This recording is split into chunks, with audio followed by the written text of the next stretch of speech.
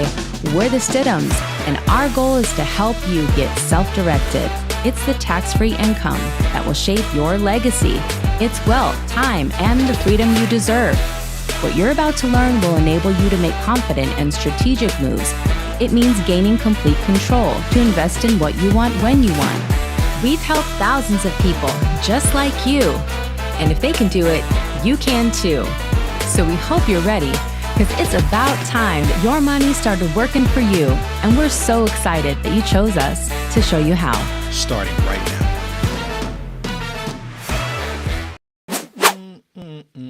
That is a, that's a Hello. bop. It's a bop. That's a Yeah, bop. it's a total bop. Hello. Good evening. Welcome. Thank you, everyone who's joining us. Last live stream, we showed you the exact strategy of how we achieved a pretty significant goal. We got 200 months ahead on our mortgage in less than 8 months, and we showed you how to do it. Tonight, we're going to take it a step further. We're going to combine the strategies that we taught on our last live stream and the live stream before that. And we're going to show you the power of what velocity banking can do when you take it from as a debt reduction tool and you put that same type of principle to work as a wealth building tool. So if you're looking to build wealth, you're in the right place. So tonight, I'm super excited, and I'd even posted about it that you really put your foot in this one.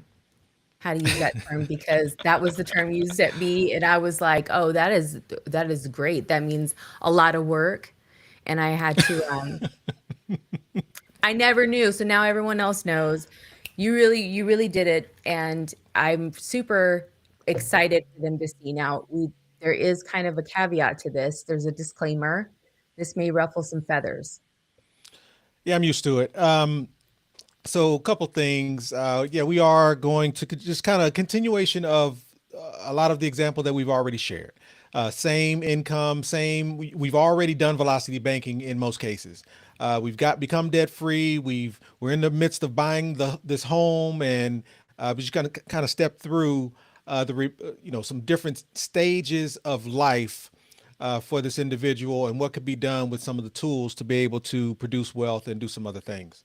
Again, I try to take, I'll call it non-conventional approaches to addressing debt, building wealth, and it's solely based off the stuff that we've learned, right?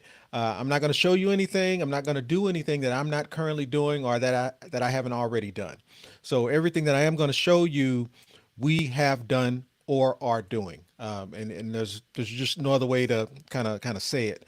Um, I think the other piece is this is really about what we did a few weeks ago. A few weeks ago, or maybe a week ago, was we talked about the steps. How do you get started? What are the steps you take to be able to do velocity banking, and what are those stages and steps? And it all starts with the goal. And I think what we're also going to walk through today is, as that goal shifts and as that goal changes, how you reach those goals shift and change as well. So I think that's the other part, is just step one in how you get started is, where is it you're trying to go? What's the goal? What's the point? And after that, then we can do velocity banking and do those other things. Because if you don't know where you're going, any road will take you there. Pretty And much. that's really what all this comes down to. We heavily focus on where it is that you're going, because you can't get back your time. Time is the most valuable asset that we have, and oftentimes we get focused on one thing then another, and learning that if we would have been we can do multiple things. If we would have been working on the next step and it didn't require any more effort to prepare us for the next step. If we knew that by the time we had to go reinvent the wheel after we were done with the first step to then move into the second step, I think everybody, 100% of people, would choose to already have most of the work done for them and have utilized that time. So this is not just maximizing your time. This is better than this is a smart device of retirement planning. This is the way to automate your effort and your time. Right now, we trade our time for money. We show up, we whatever the job is, right? We do our job and then we go home, and whatever the time is that we invest into working is what our income is. That's all we can use, those $1 one time. We already talked about using the $1 multiple times. We already showed you how to do that. That's really important to us, is that not only are we doing that with our money, but we're also doing that with our time. That was like a long way of saying that, but that's the point, is you also have to be able to multiply your time. Since we can't add more hours in the day, more days in the week, more months in the year, we have to be able to utilize our time and maximize it. So Guess who's that's, frozen? are you serious? Be right back. Yeah, we're gonna have to get Donnell. We're gonna have to get rid of this whole situation because we have no idea why this keeps happening. Anyhow, while he's doing that, though, I want to talk about the worksheet because I think that this is important. If you have downloaded the worksheet, please let me know, and you're here.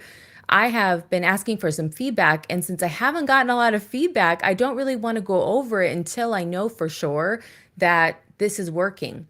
I have this sneaky suspicion. We've had a couple of people give feedback. So it's not nobody, but it's only like two people out of like 300 who have opted in. So there's that. I just have the sneaky suspicion that I think that it, hold on one second.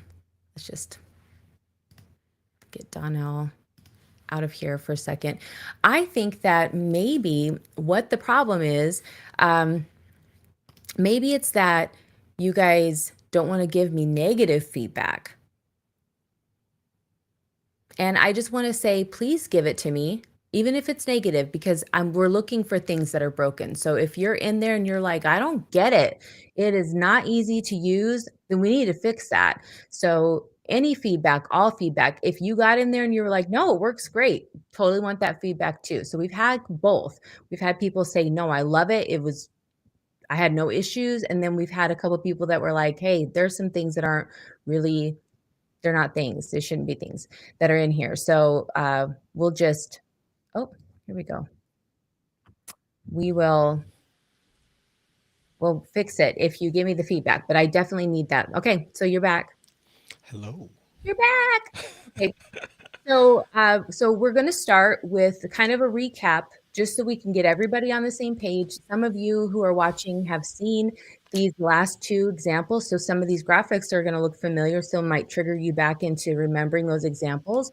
And then we're just going to move into a new leg of all of these scenarios that we've been talking about. These two particular scenarios, we have not gone in full depth on maximizing the potential. Like I said, especially for Americans, their home is their largest asset, and we're going to go over how to maximize the potential of that equity while you're still living in it, and how to use this to supercharge your wealth building journey. So, are you ready to get started? Yep, let's do it. Let's do Okay. it. All right, sounds good. Do you want a full screen or half screen? We can start with the half screen, but I will have to jump right into the full screen here pretty quick. But yeah, we can start with the half. Okay. Oop. All right, here you go.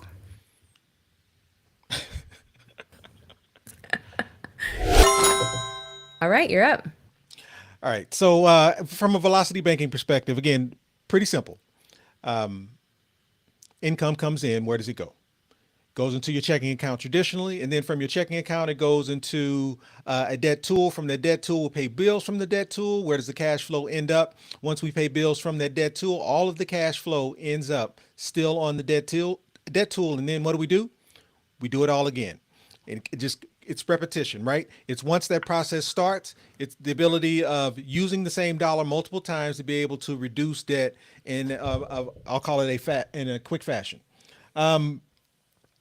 And one of the keys to doing velocity banking is understanding your numbers, right?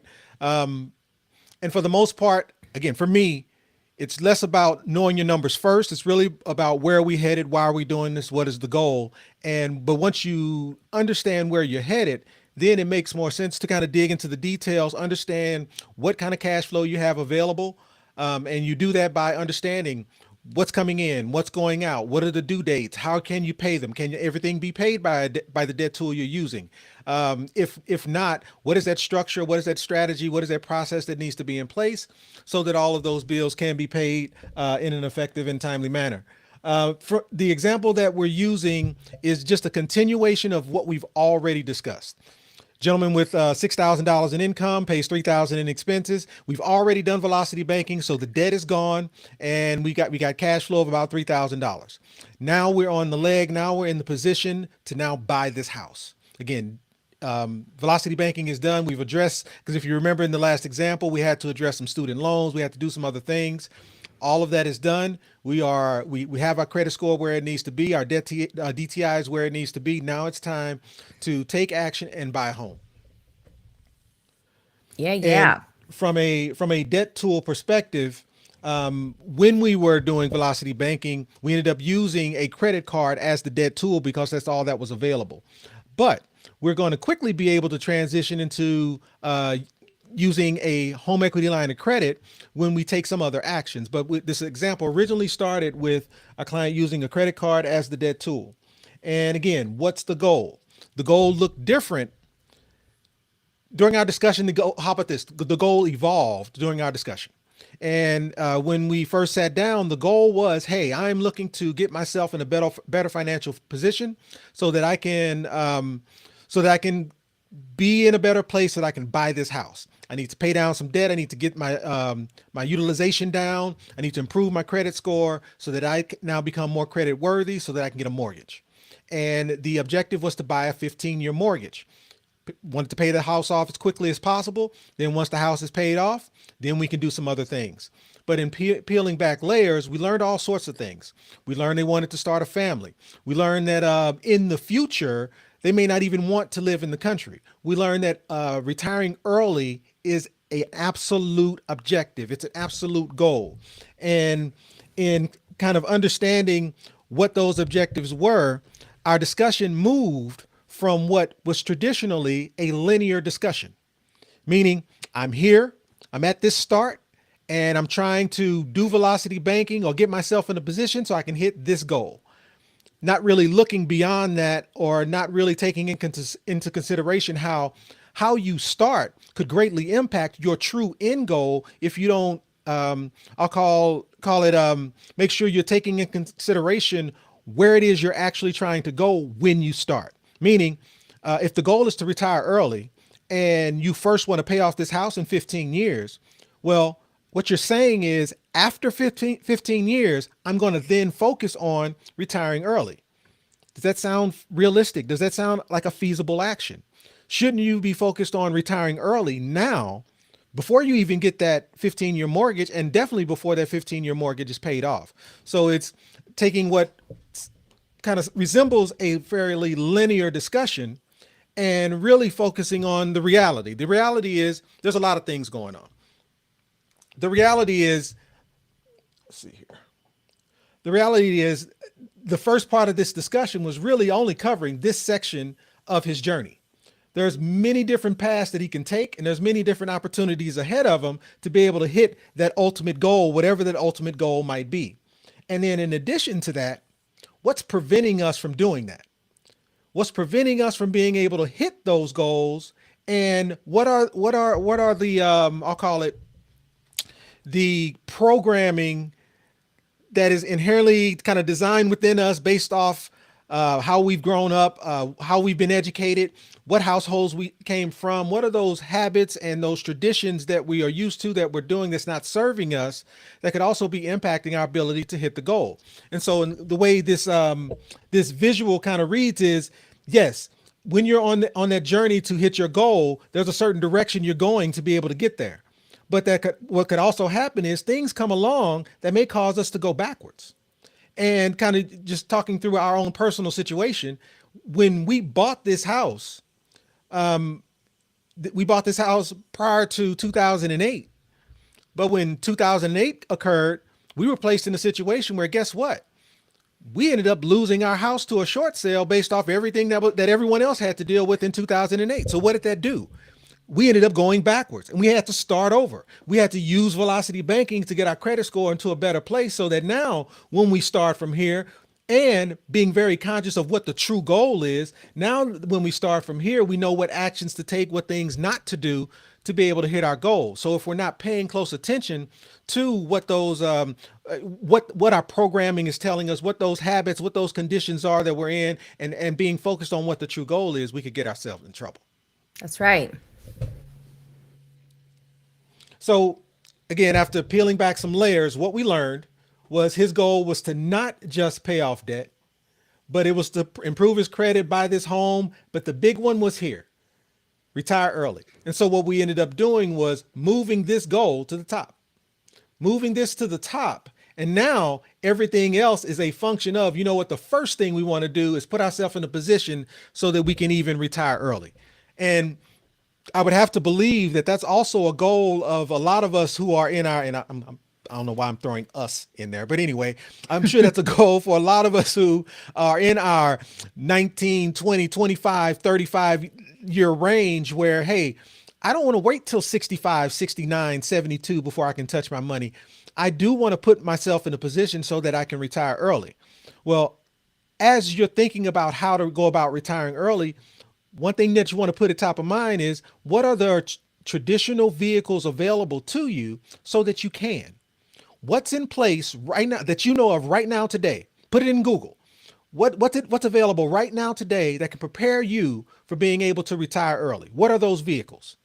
If you're not involved in one of those vehicles now, how do you ever get to a point where you can fire your job and retire before your job tells you it's okay? So you really have to be, I'll call it very specific on what those actions are to be able to get to that goal of retiring early. That's right. I'm excited.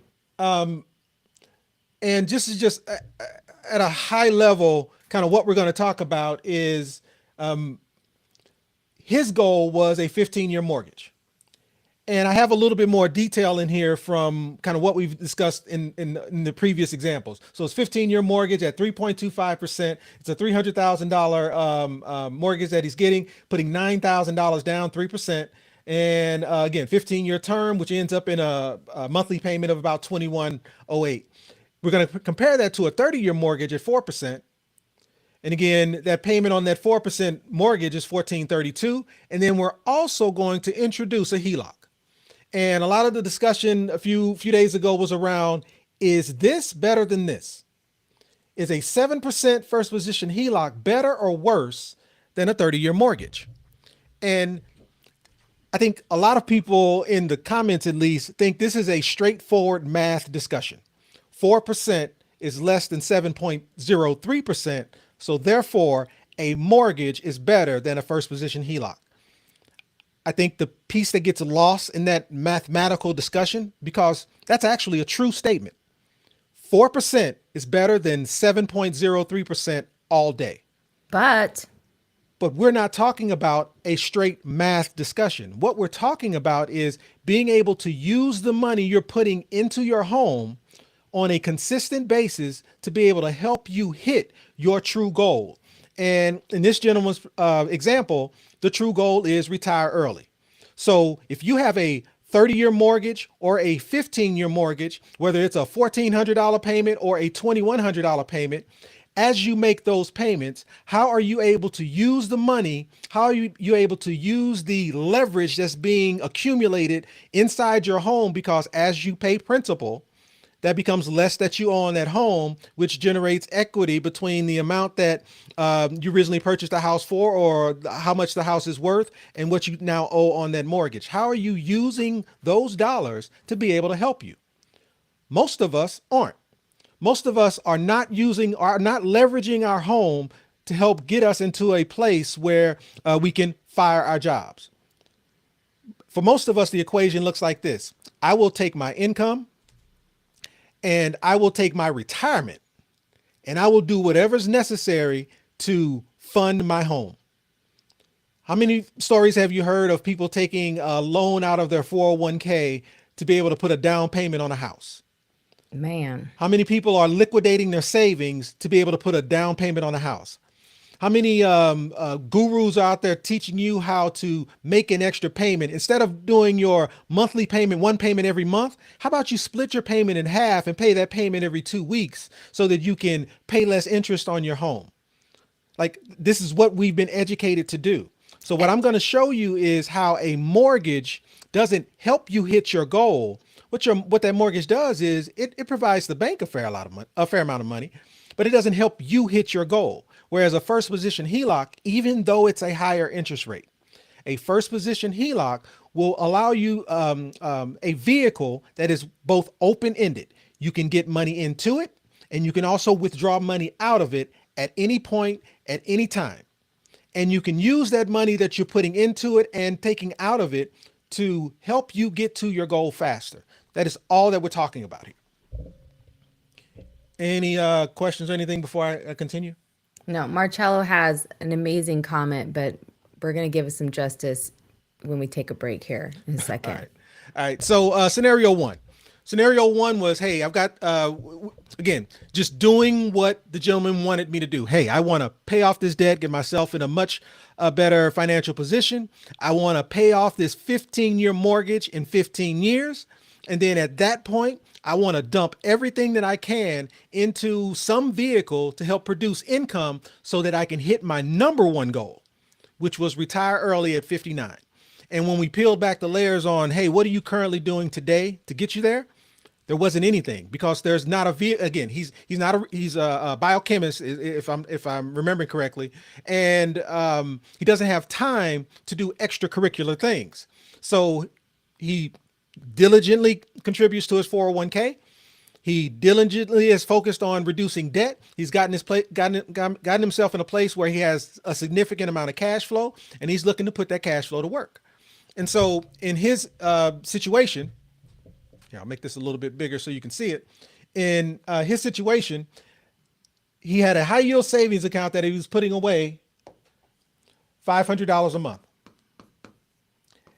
into that high yield savings account. And so from age 35 to 38, he'd accumulated about, I think it was about 18,810, if I'm not mistaken, inside that high yield savings account.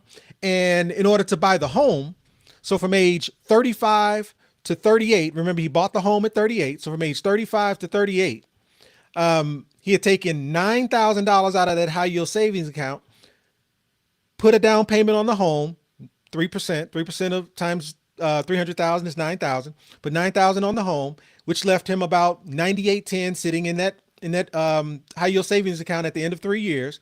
And then he went after addressing the high yield savings account. I'm sorry, went after addressing the 15-year mortgage. And so in essence, what happened is from age, I guess this would be age 38, from age 38 to age 53, the objective was to solely focus on paying off this 15-year mortgage. And it was done so by age 53. And then at age 53, what are we going to do? We're going to take all of that extra stuff. So we're talking $500 a month in a high yield savings account. And at year 3, it was, oh, sorry, that 18,810. So that high yield savings account from age 38 to age 53 was continuing to build. And I want to say it equated to about, yeah, it's sitting right here. It equated to about 128K. So the $500 that he's putting into that high yield savings account plus the 128K, he wants to get that money working for him, but he's not done yet. Because the house is paid off, there's a 2108 payment.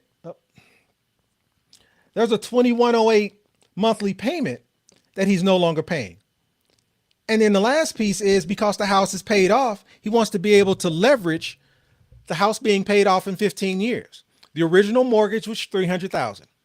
Now, I'm very realistic. How do you leverage a home that's paid off when you're living in it? It's a challenge. You can get a HELOC, second position, or because there's no mortgage, this would be in first position. But if you get a HELOC, that implies that there is a HELOC payment associated with that. Moral of the story is, at age 53, because there's no mortgage on the home, there's a minimum of $300,000 available. Should be more, because in 15 years you would assume the house appreciated, but I didn't want to use any of those assumptions. So the one assumption that I'm making is at age 53, the home is paid off, and however it's done, he's able to leverage $300,000 from that home. So whether it's 80% LTV, 90% LTV, 100% LTV, whatever assumption you want to make, the moral of the story is there's an additional $300,000 available to be able to leverage the home. And we had discussed that equates to $72,000 a year by the age of 59. Well, where did that number come from? So what I wanted to do today is not just tell you that's what the income is. I want to show you. So this is where I do need the full screen, or you can just go over to the calculator if you like. And before I jump into the calculator, tell me this, any questions, anything you want me to repeat, anything you missed? Yeah, we have, okay, I know I'm moving fast. yeah, we'll just come back real quick. I just wanted to read Marcello's comment because I thought it was so good. He says, do you often find yourself making excuses for why you can't achieve your goals? It's easy to blame external factors, but the truth is that our environment can have a powerful influence on our mindset and behavior. Let's take control of our environment and start creating opportunities for success instead of using it as an excuse. Remember, you have the power to shape your life, so let's use it wisely. Man. Hashtag success mindset. Take control and no excuses. Bars. Right.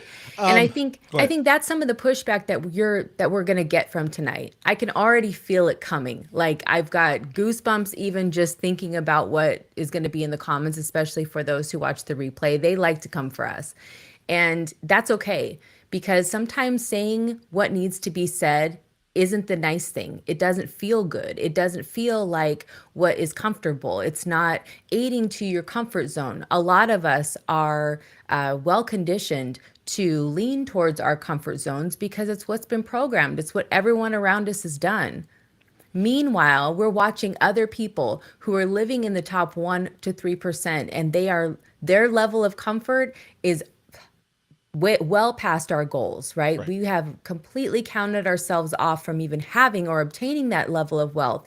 And what we're going to show you tonight will rock your world. It will completely prove that wrong. It will show you an exact pathway to be able to achieve that level of wealth within your lifetime. And these are the things that people are not talking about. Velocity banking is a principle. It's a strategy. It's about structure, and that's what we've been. That's our pulpit, right? That's our pulpit moment. It's I'm like gonna die turn on to that your hill. neighbor. Turn. This is the moment. Turn to your neighbor and tell them velocity banking is not a wealth strategy.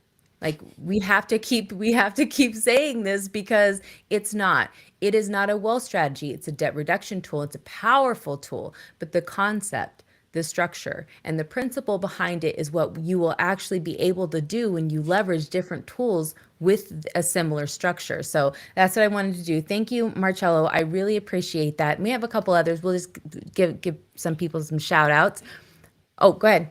I was just going to say, along those same lines, one of the things that I think was a turning point for me, I was going to say us, but I think what was a turning point for me was the whole money and your mind class that you and I had gone through. Yeah. And you don't realize how deep the depths of the I'll call it conditioning that has been done as it relates to money, all the way from Saturday morning sitting in front of the TV eating your bowl of cereal, watching Robin Hood rob from the rich and give to the poor, kind of causing that alignment of rich people must be bad, and just all of the conditioning that's been done. And when you realize, what, I'm just a glass that has contents in it. And I have the ability to empty those contents and refill that glass.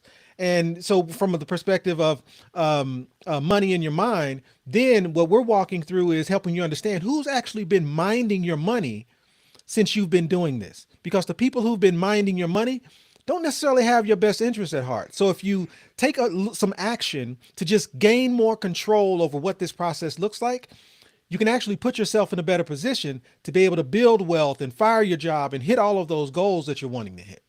Man, because firing your job, isn't that the whole point of going to college? Is that you wouldn't have to work forever? Isn't it the whole point of opting into a system and investing into your future so that you would have a better chance? Not just so that you would make it to the end, right? None of us Right. know when that will be, but it's really everything that we've been taught is as you start to get older, you start to realize like, there's a lot of Santa Clauses out here. We're learning that a lot of stuff isn't real. There's a lot of tooth fairies that were sold to us that we learn in our 30s and 40s. Oh, that tooth fairy, that was a tooth fairy this whole time. It's not fair. That's just what it is. But if you're here, you are in the right place because our goal, our mission is to just not gatekeep.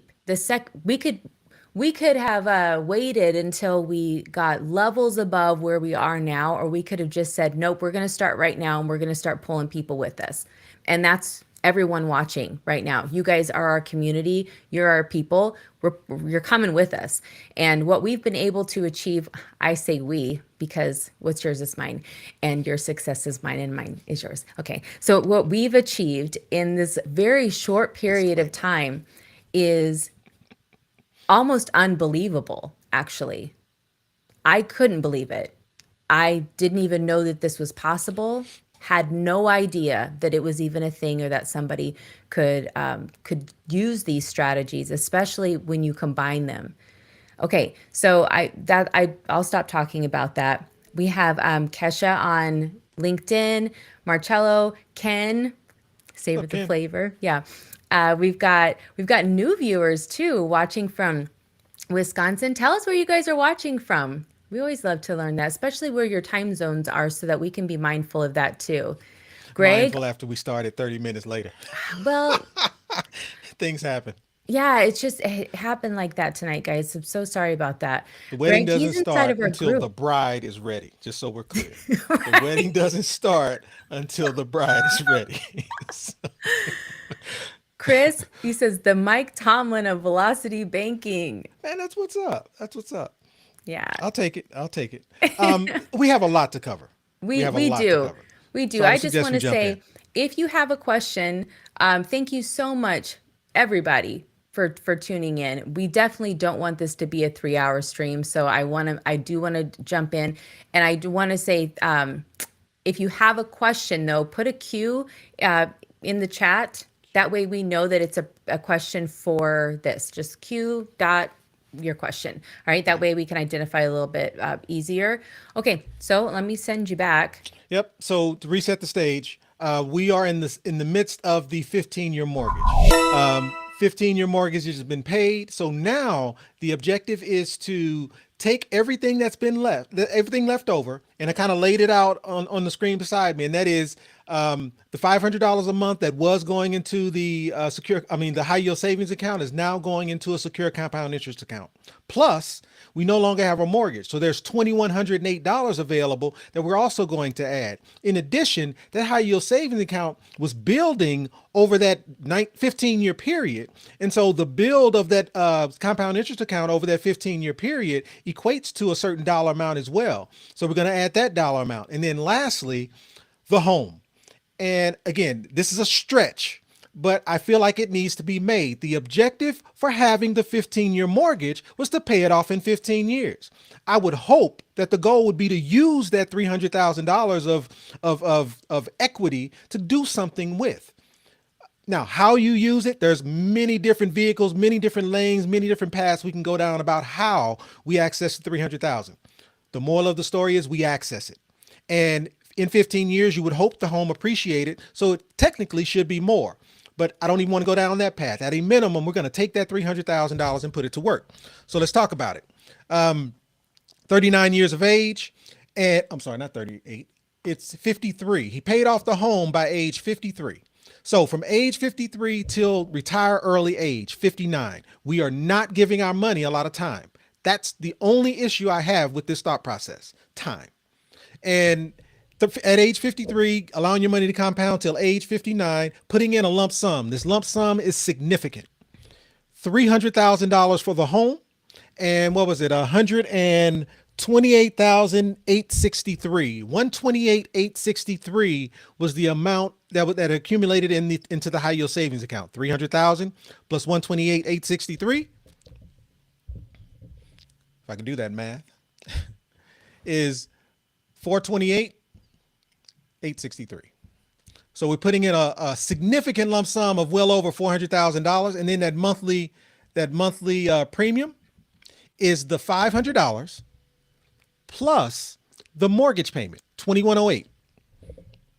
And this is his plan, by the way, not ours. Absolutely, 2608. And so what that means is by age 59, he would have available to him 72,000 tax-free for life. This is a secure compound interest account, a premium finance strategy, also known as MPI. So let's talk through these numbers a little bit. So by age 59, we're talking $72,000 tax-free. Where did that come from? Well, based off his lump sum and his monthly premiums from age 53 to 59, that's a total of $616,000 that would have been contributed. He's making on average 7% on this dollar amount. This dollar amount is making the same 7%. However, this 7% came at this dollar amount came at a cost. The cost of this dollar amount, this 1.1 million, cost us 4%. So if you're making 7% on his dollar amount, 7% on the leverage dollar amount, but it cost us 4 to leverage, there's a remaining 3%. There's arbitrage.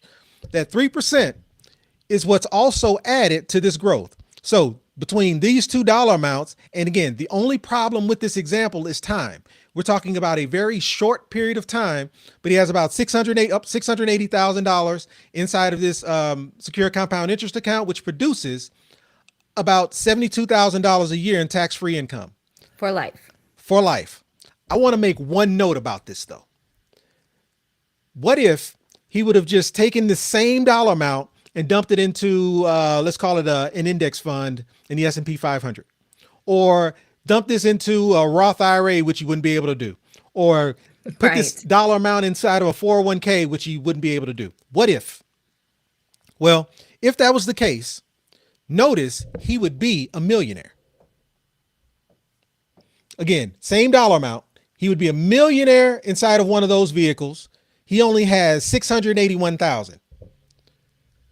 $300,000 less. But look at the difference in income. This is the part that should piss you off. I'm a millionaire, but the max I can take in income is $40,000. But it gets worse. If it's a vehicle that's not Roth, we're talking about $40,000 taxed. So it's even less. So he has less money, but still able to produce more income. And in addition, this vehicle came with a death benefit. And this death benefit is, let me preface this. This death benefit is blown out of proportion. And it's blown out of proportion because of this lump sum. But my point is, I wanted to get all of the money working so that you can see what this dollar amount is. The death benefit is not accurate, and I'm not going to pretend like it is. But the moral of the story is there's a death benefit associated with a vehicle like this compared to a traditional retirement account that does not. That's the only relationship I want to show. The actual dollar amount isn't accurate because of the lump sum. I don't have any way to kind of counter that. So my point is $72,000 a year tax-free for the rest of your life isn't bad. And that's all focused on paying off the home in 15 years. And then at 15 years, putting all of your money in a secure compound interest account and then taking the income starting at age 59. Not bad. Could we do better is the question. And I just want to add in that this is giving him the best case scenario with what his assumptions are about what he can do with that money after he's paid off the house, because he's doing the when this, then that, right? Absolutely. And so whether if he's able to do it or not, no different than dumping it all into a Roth IRA, he would not be able to do that. So right. I'm not even going down the path of is it possible or not. I just want to show what the math would be if it was done this way. Right. Because my argument is if the goal is to retire early, why are you waiting 15 years from now to start focusing on retiring early? That is the point. Right. The point isn't whether the math does or doesn't sound right. The point is, does it make sense to start 15 years later to focus on your goal of retiring early, or does it make more sense to focus now? That's the question that I want answered, right? Or that's Yeah. the question I'm trying to answer, right? And my point is just that sometimes because we don't know what we don't know, we don't find out until it's too late. It is no different than the people who are putting in their 401k or IRA and they are assuming that this is going to end up to be some significant retirement income for them, to only find out when they walk into that financial advisor's office and go, well, here it is. I put my time in. I am ready to go. Let's look at what this looks like, and they see a number like $40,000 when they just left a six-figure income. Right. That is not okay. Right. And they have the fact that some people are able to achieve $1 million inside of their retirement account is already an achievement compared to what the national average is. But to learn that out of $1 million, you still would have to downsize, you still wouldn't have enough, and you have nothing to safeguard yourself against inflation is almost, it's criminal, is what it is. But the point of this exercise is to start showing you where the math, if you're just comparing the numbers, right? The math seems like if all you were shown was $1 million versus $600,000, which one would you have naturally chosen? We Exactly. would have all said a million, we'll pick the million Who is going to dollars. turn down $1 million? Right. Until you understand it comes with the caveat. That's It's a right. million Okay. dollars, but hey, you're going to be taxed. And also to protect you, to protect you. That's why it's done. It's not done so that someone else can make more money. This is Right. done to protect you. It's based off this thing called the Trinity study. Google it. To Oh, protect you, to protect you, the max you can take out of that $1 million is 4%. To protect you so that you don't run out of money. no. It's because go watch the retirement gamble before our next live stream. I say this all the time. This film will expose why this rule has to be in place because two-thirds of traditional retirement plans are siphoned in fees. Two-thirds. This $1 million goal could have been achieved in a third of the time if the fees weren't siphoned off of it. Two-thirds of the amount is siphoned off. And so because these things exist, you have to get your money out of a casino.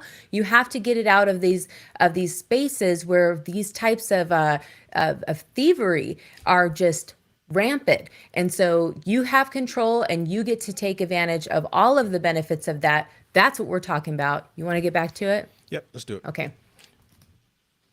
And so I need the other screen, by the way. The just the vibe Yeah, you can board give me or the the vibe whole? because I'm going to bounce back and forth. You can give me the vibe. The vibe. Yep. That's fine. Okay. Got it. Perfect. All right. So the second. So again, we just finished this scenario, and again, my objective was to show how we achieved this $72,000 a year in income. And again, it's just math. And scenario two was more focused on, okay, if a 15-year mortgage doesn't make as much sense, what would it look like if we started this journey with instead of a 15-year mortgage, what would happen if we started this journey with a 30-year mortgage? Meaning we do velocity banking, we get into that debt-free space, we get our DTI back where it needs to be. But in addition, knowing that the goal, let's make sure I'm looking at that right. Yep. Knowing that the true goal is here. Even though 109,000 allows us to retire early, the true goal is generational wealth. That's the true goal. So what action can we take here to be able to get to that goal is the question. So the thought process is, what if we take a portion of our cash flow and simply put it in a secure compound interest account? What does that look like? And so in the process of putting $500 into a secure compound interest account like MPI and working on reducing debt and using a portion of the amount in that secure compound interest account to be able to put down your down payment. So all of these things are still being done effectively. I think it's accumulated about 18,360 at the end of 3 years inside of the SKIA. So with that being said, using a portion of this, still being able to leverage the 18,360 to be able to put down that down payment, but we're going to get a 30-year mortgage instead of a 15-year. And if that was to happen, what does that look like? Well, In the HSA, if the HSA still existed, it would be half as much inside of that HSA, but that HSA is not even involved. Our cash flow never changed, but we've got this skill that we've now dumped $500 a month in, and we are now going to, and we have reduced our payment from 2108 down to 1432. So with that being said, once all of these actions are done, how do we get to this 109,000 in tax-free income? Because if I'm not paying off the home, where does this math come from? Well, it's pretty simple. What it looks like is you're putting in $500 a month from age 38. So this is age 38. From age 38 on, you've got $500 a month that you were putting into your secure compound interest account at the start. Because remember, we started it here. So $500 a month. And there was a certain amount of growth in the first 3 years. From age 35 to age 38, there was a certain amount of growth. And that growth was right around 18,360. Well, because we got a 30-year mortgage, and we were originally prepared to have a 15-year mortgage, we were prepared for a 2108 a month payment. But a 30-year mortgage is not 2108. A 30-year mortgage is only 1432. So if I was prepared for a 2108 payment, but the payment is now 1432, that difference is $676. So in addition to the $500 a month, I also have $676 a month that I'm also able to add into that secure compound interest account. So jumping over to the calculator, and again, as I mentioned, we're going to bounce back and forth, so you might just want to show the full. But again, jumping over to the calculator, what does that look like? Well, I think they can see it better if it's more if the side you're working on is bigger. As long as my producer can move from side to side, I'm perfect. Yeah. No, I got you. All right, so let's jump into the calculator. All right, there you go. So, so at age 38 till age 59, the retirement age has not changed. This lump sum looks different. So again, we had a secure compound interest account that we started at year 3. I'm sorry, it started at age 35. So from age 35 to 38, that secure compound interest account grew to a point of around 18,360 or whatever that number is. So I'm going to use that number starting at age 38. And I don't have to use this as a lump sum. I'm using it because I want to make sure we focus on from 38 to 59, what's happening. So I'm almost treating it as though at 38, we're starting fresh. So at 38, what's happening? At 38, we're going to take what was left over from that secure compound interest account, that 18,360, plus the monthly amount that we were using to put in there, plus the difference of the 30-year and the 15-year mortgage. So that math looks like this. So the lump sum would be 18,360. And the monthly contributions is 500 plus 676, which is 1176. So when I put in that 1176 inside of a secure compound interest account, what does it look like? If you remember in the original example, it was $72,000 a year for the rest of your life. How's about 109? How's about it? And guess what? We didn't pay off the house. At age 59, the house is not paid off. We've paid, what is that, 38 to 59, is that, 21 years? So we've had the house for 21 years. We haven't paid it off. We're still paying the monthly mortgage, still paying the 1432. Yep. But at age 59, I've got 109,000 tax-free and an asset worth 958,000. And I've got a home that I've paid 21 years on, which more than likely has equity, which means I have another asset that's also building for me. But as it relates to income, as it relates to the ability to have a 6-figure income by the age of 59, I have 109,000 tax-free for the rest of my life. Which was his goal. 59 was his goal, but it's not a rule. Absolutely. And so show me another vehicle, though, that would have allowed him to retire at age 59 outside of real estate. I mean, he could day trade, like there's crypto, like there's other things. I get it. But the truth is, as it relates to retirement and retirement planning and retirement vehicles, there aren't any. And that house is not going to help feed him when when he can't produce income anymore, when he's older. And as I mentioned, This is a secure compound interest account. So this is an accurate death benefit, meaning the original purchase created the original start of the secure compound interest account created a death benefit or a life insurance. It bought you life insurance of around 698,000. God forbid if something were to happen to you around that age of 59 or 60, 65, we're talking about $2.9 million being provided to your beneficiaries. Remember, the actual goal is wealth. There's your wealth. In addition to your 109,000 tax free for life. But again, we have not paid the house off, Right. nor is that the intention, just so we're clear. But So, okay. good. So again, if we bounce over to the other side, that 109,000 was easily comprised of that $500 a month secure compound interest account plus the difference. Let's see, make sure anything else I want to cover. Oh, one thing I want to highlight here. So before we head into scenario 3,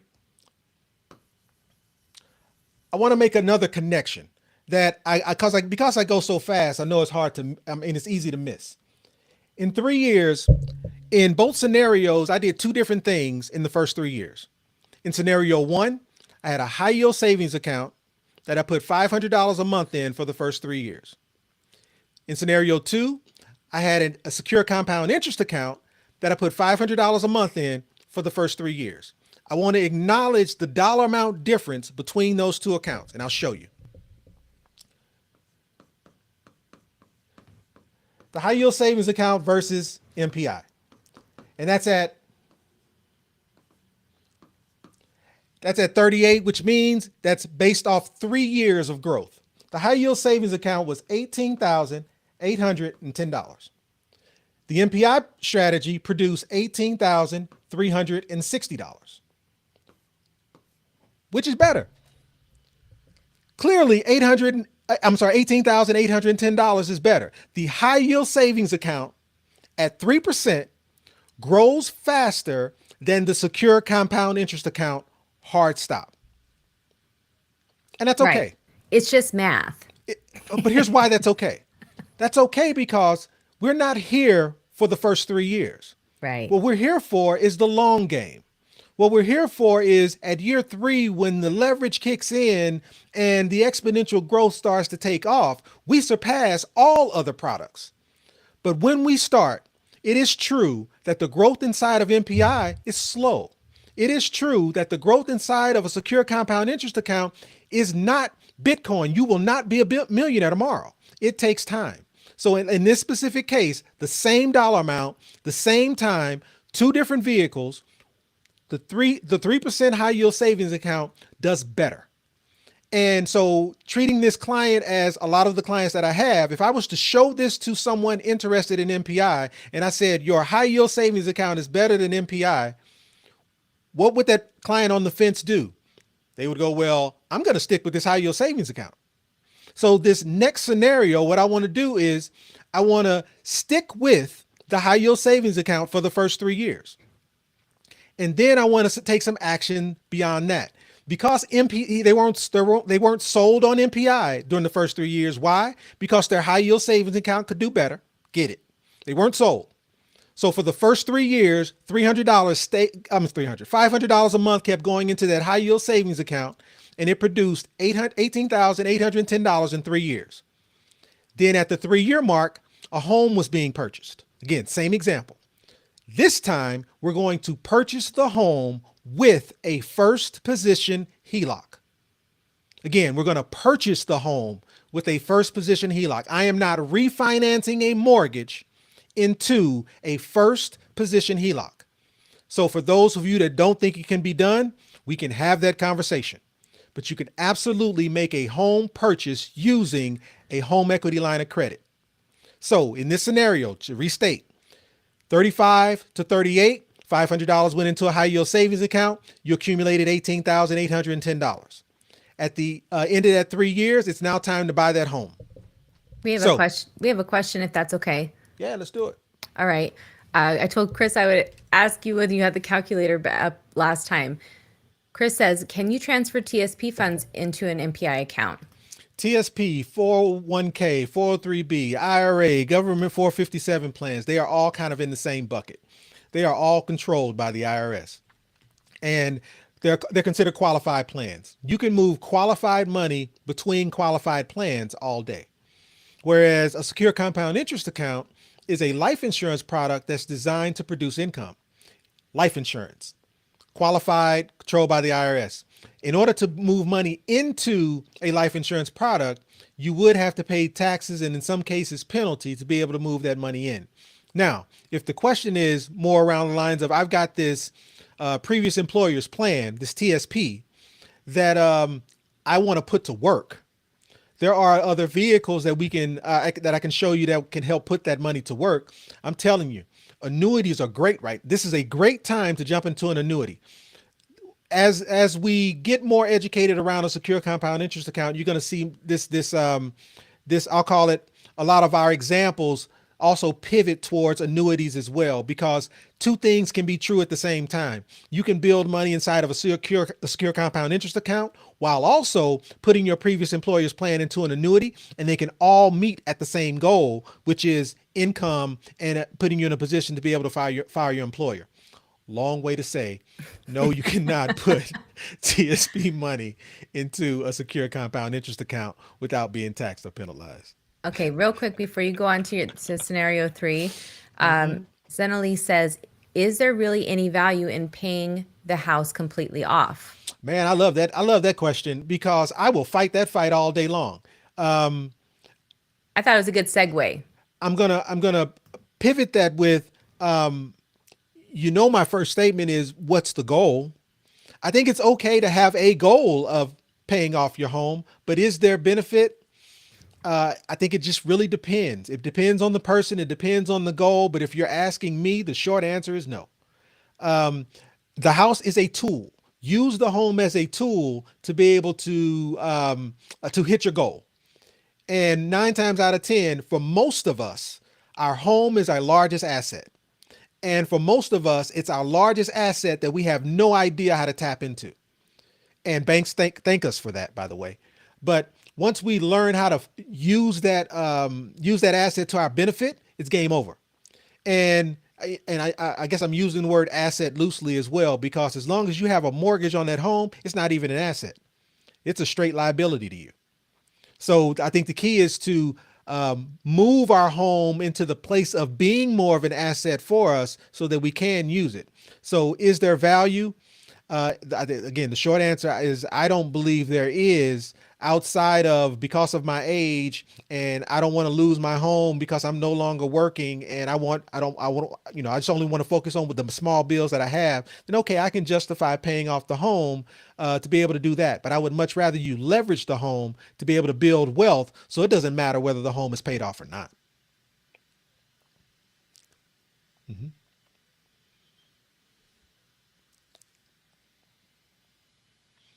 It's called a 72T. So you absolutely can take what's called a 72T from a qualified account like a 401k and move it into a life insurance product. And what that means is you do avoid the penalty, but you are still subject to the tax. And the 72T is, without getting into the definition, the 72T would be a consistent amount that you would have to take on some prescribed basis, and pay taxes on that dollar amount on an annual basis to be able to use that money. But the short answer to the question is yes, there is a way. Right. Yep. So again, to reset, I'm using a high yield savings account, and I'm going to use that high yield savings account for the first 3 years. And at the end of the use of that high yield savings account, I'm then going to leverage a portion of it to put a down payment on this is the HELOC. I'm going to use that high yield savings account for the first 3 years. I'm not going to touch that high yield savings account for those 3 years, which means I've got the full complement of the $18,810 that, again, taking this from the perspective of clients who, if I was to show you which one is better, you would choose the high yield savings account. So therefore you would go, nah, I don't think MPI is for me right now. But what we're doing is the purchase of this home, we're transitioning to purchasing a first position home equity line of credit, meaning no mortgage. There's no mortgage to refinance out of. We're going from no home to getting ourselves in a position to purchase a home using a first position HELOC. Just want to make sure that's clear. All right. So with that being said, so from age 35 to age 38, again, putting money into that high yield savings account allowed us to accumulate $18,810 inside of that high yield savings account. And then by age 38, we're now going to get us a first position HELOC. And in the process of getting that first position HELOC, there are some things that are going to take place. But I want to just kind of highlight what a first position HELOC would even look like. So I want to move over here to the HELOC calculator. And I'll make this bigger. But for now, what I'm showing you is, I guess I can make it bigger now. Oh, this screen won't let me make it bigger. That's right. Here, I can make it bigger for them. Yep, all good. This $300,000 is what we're purchasing the HELOC with. I mean, we're purchasing the home on a $300,000 first position HELOC. The interest rate on that HELOC is 7.03%. In the previous examples, the 30-year mortgage, 4%. The 15-year mortgage, 3.25%. So the first example that produced $72,000 in tax-free income from starting at age 59, 15-year mortgage, $2,108 a month, was an interest rate of 3.25%. The 30-year mortgage, 4%, which we're not paying off, but once we put our ducks in a row and got into a secure compound interest account at age 38, it produced $109,000 in tax-free income. Now we're jumping into a HELOC. We're not putting anything down on the HELOC. We're getting a $300,000 HELOC, and that HELOC interest rate is 7.03%. Would you get a HELOC for 7.03%? But the cool part about what's going on here? Oh, that's what it is. And so 7.03%. And if you remember the numbers, because the numbers didn't change, you've got $6,000 in monthly income. You've got $3,000 in monthly expenses. So we're going to do velocity banking using our first position HELOC, and we're going to put all of our income into the HELOC. We're going to pay bills from the HELOC, and our cash flow is going to live on the HELOC. All we're doing is velocity banking, and instead of a credit card, we're using a home equity line of credit. So what does this system say about using a first position home equity line of credit, putting all of your income in and letting your cash flow sit on it? What this diagram says is by month 153, by month 153, this home would be paid off. But as I told you, the objective is not to pay off this house. If the objective was to pay off this house, we could easily pay off this house with $3,000 of cash flow in 153 months. Not 360 months, 153 months. Powerful. So another thing I want to mention here is, what does this look like over time? So these payments, and again, this is not my math. If I was to scroll all the way down, it would scroll all the way down to 153 months. What I want to highlight is the first 12 months. I want to highlight the first year.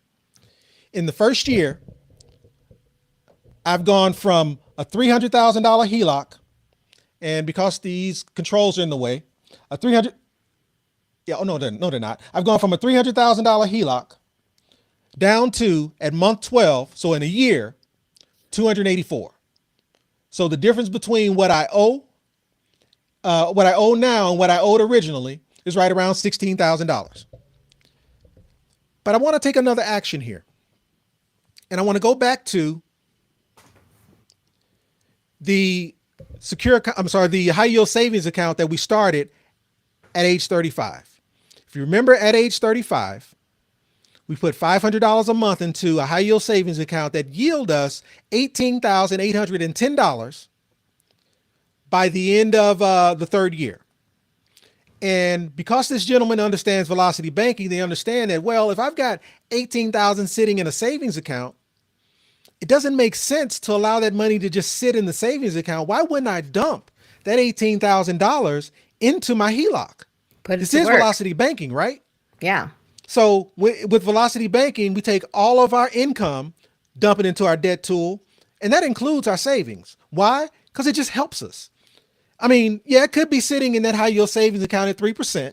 I'm not saying that 3% is bad. We've already proven that a 3% high yield savings account is better than MPI. So I'm not saying that's a bad thing. But what if we take this $18,810 and dump it into our HELOC?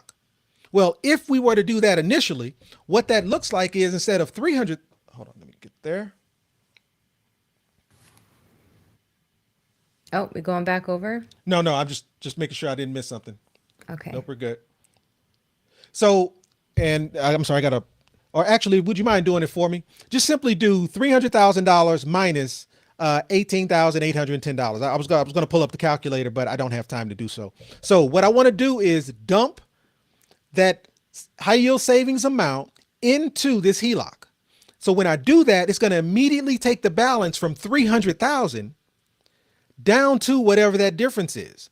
So again, 300,000 minus $18,810. What is that number? And take your time. I know you weren't expecting that, so you might not even be prepared to be able to do it. It's like 291. It's something. 281. There you go, 281. Yeah. 190. 190. Thank you. All right. So again, to restate that, we're doing velocity banking with a home equity line of credit. That's all we're doing. All of the income goes in. All of the cash flow stays in. We pay bills from the home equity line of credit. In addition, we're going to take our savings and dump that in there as well. When we do that, what happens?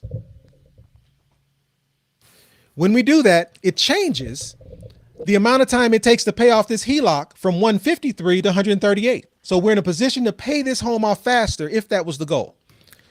We have a question real quick while Sure. you're here. Can you deduct the payments each month? What do you mean deduct? Can you deduct the payments each month? So no different than a mortgage, you can write off the interest on your taxes, but I'm not sure what you mean by deduct the That's payments each month. interesting that you say that, because Mark also has asked, since 2017, 99% of homeowners no longer are qualifying to get a tax deduction for the interest they're paying on their home. So how does that change the numbers? Yep. So now what is critical about this is you can deduct the interest, but the way I use my home as a tool, which means I am not focused on paying off the home. So that number gets, I'll call it reduced, because I am not just accounting for mortgage interest. I pay mortgage interest. We're going to call it mortgage interest. I don't know what else to call it. But I'm using my home as a tool. So because the balance fluctuates, yes, I can deduct the interest on the home itself. But because there's other interest associated with the cost of buying things, because I use my home as a tool, I'll call it, that message gets kind of convoluted. So I do have to be careful as to how we go about it. But the truth is, yes, you can absolutely write off the interest, in other words. So again, this $300,000 home, we dumped the $18,000 in it. That changed that balance to 281, 190. Well, what does that schedule look like? So over the same, all I'm doing is looking at the first 12 months. If we were to just simply look at, let's go. Yeah, that's good. Just look at the first 12 months. I hate this thing. Come up some. Looking at the first, still in the middle. I hate this. Dang it. It just is what it is. Yeah. Anyway, that 281,000, if we look at the first 12 months, that 281,000 after putting 6,000 onto the HELOC, paying 3,000 off the HELOC, and the cash flow living on, gives us a new balance at month 12 of 264,000. So what that means is the difference between the original 300,000 and 264, that difference, I have access by debit card. This client would have access by debit card, meaning you can use that difference for whatever you want. If you have an emergency, if you have a trip you want to take, if you have a bill you want to pay, you want to buy a vehicle, you can do it, use whatever you want. My goal is to produce income. So I am going to use some of that difference to start building income. But Let's I'm going to go. wait 1 year to do it. So again, at month one, we put in the 18,000. At month one, we also put in all of our income and we pay bills, and we continue doing that for the next for the next 12 months. And that's where, if you were to show this side by side, you kind of see that a little bit. It's kind of hard to see. Oh, hold on. Sorry. I don't want the stinger to go off again. So, It's all good. okay. Thinker doesn't bother me. There we go. So I know this is difficult to see, but my point is this. On that $300,000 mortgage or $300,000 HELOC, we're going to dump in that $18,000 high yield savings account dollar amount, and we're going to pay bills from it. But then we're at the end of the first year, we're going to take $20,000 out of the difference between 300,000 and 264. So we're not taking everything. We're taking $20,000, and we're going to put that $20,000 to work. So where are we going to put that $20,000 to work? We're going to put that $20,000 to work into a secure compound interest account. And what age are we talking? So in this case, you would be 39 years of age. So if I started my HELOC at age 38 and I allowed the first 12 months, I just wanted to build more room inside the HELOC. So I allowed the first 12 months to just simply build. And then at the end of the 12th month, at the start of the next year, at age 39, I'm going to take a $20,000 chunk and I'm going to dump $20,000 into a secure compound interest account. So again, I'd be 39 years of age.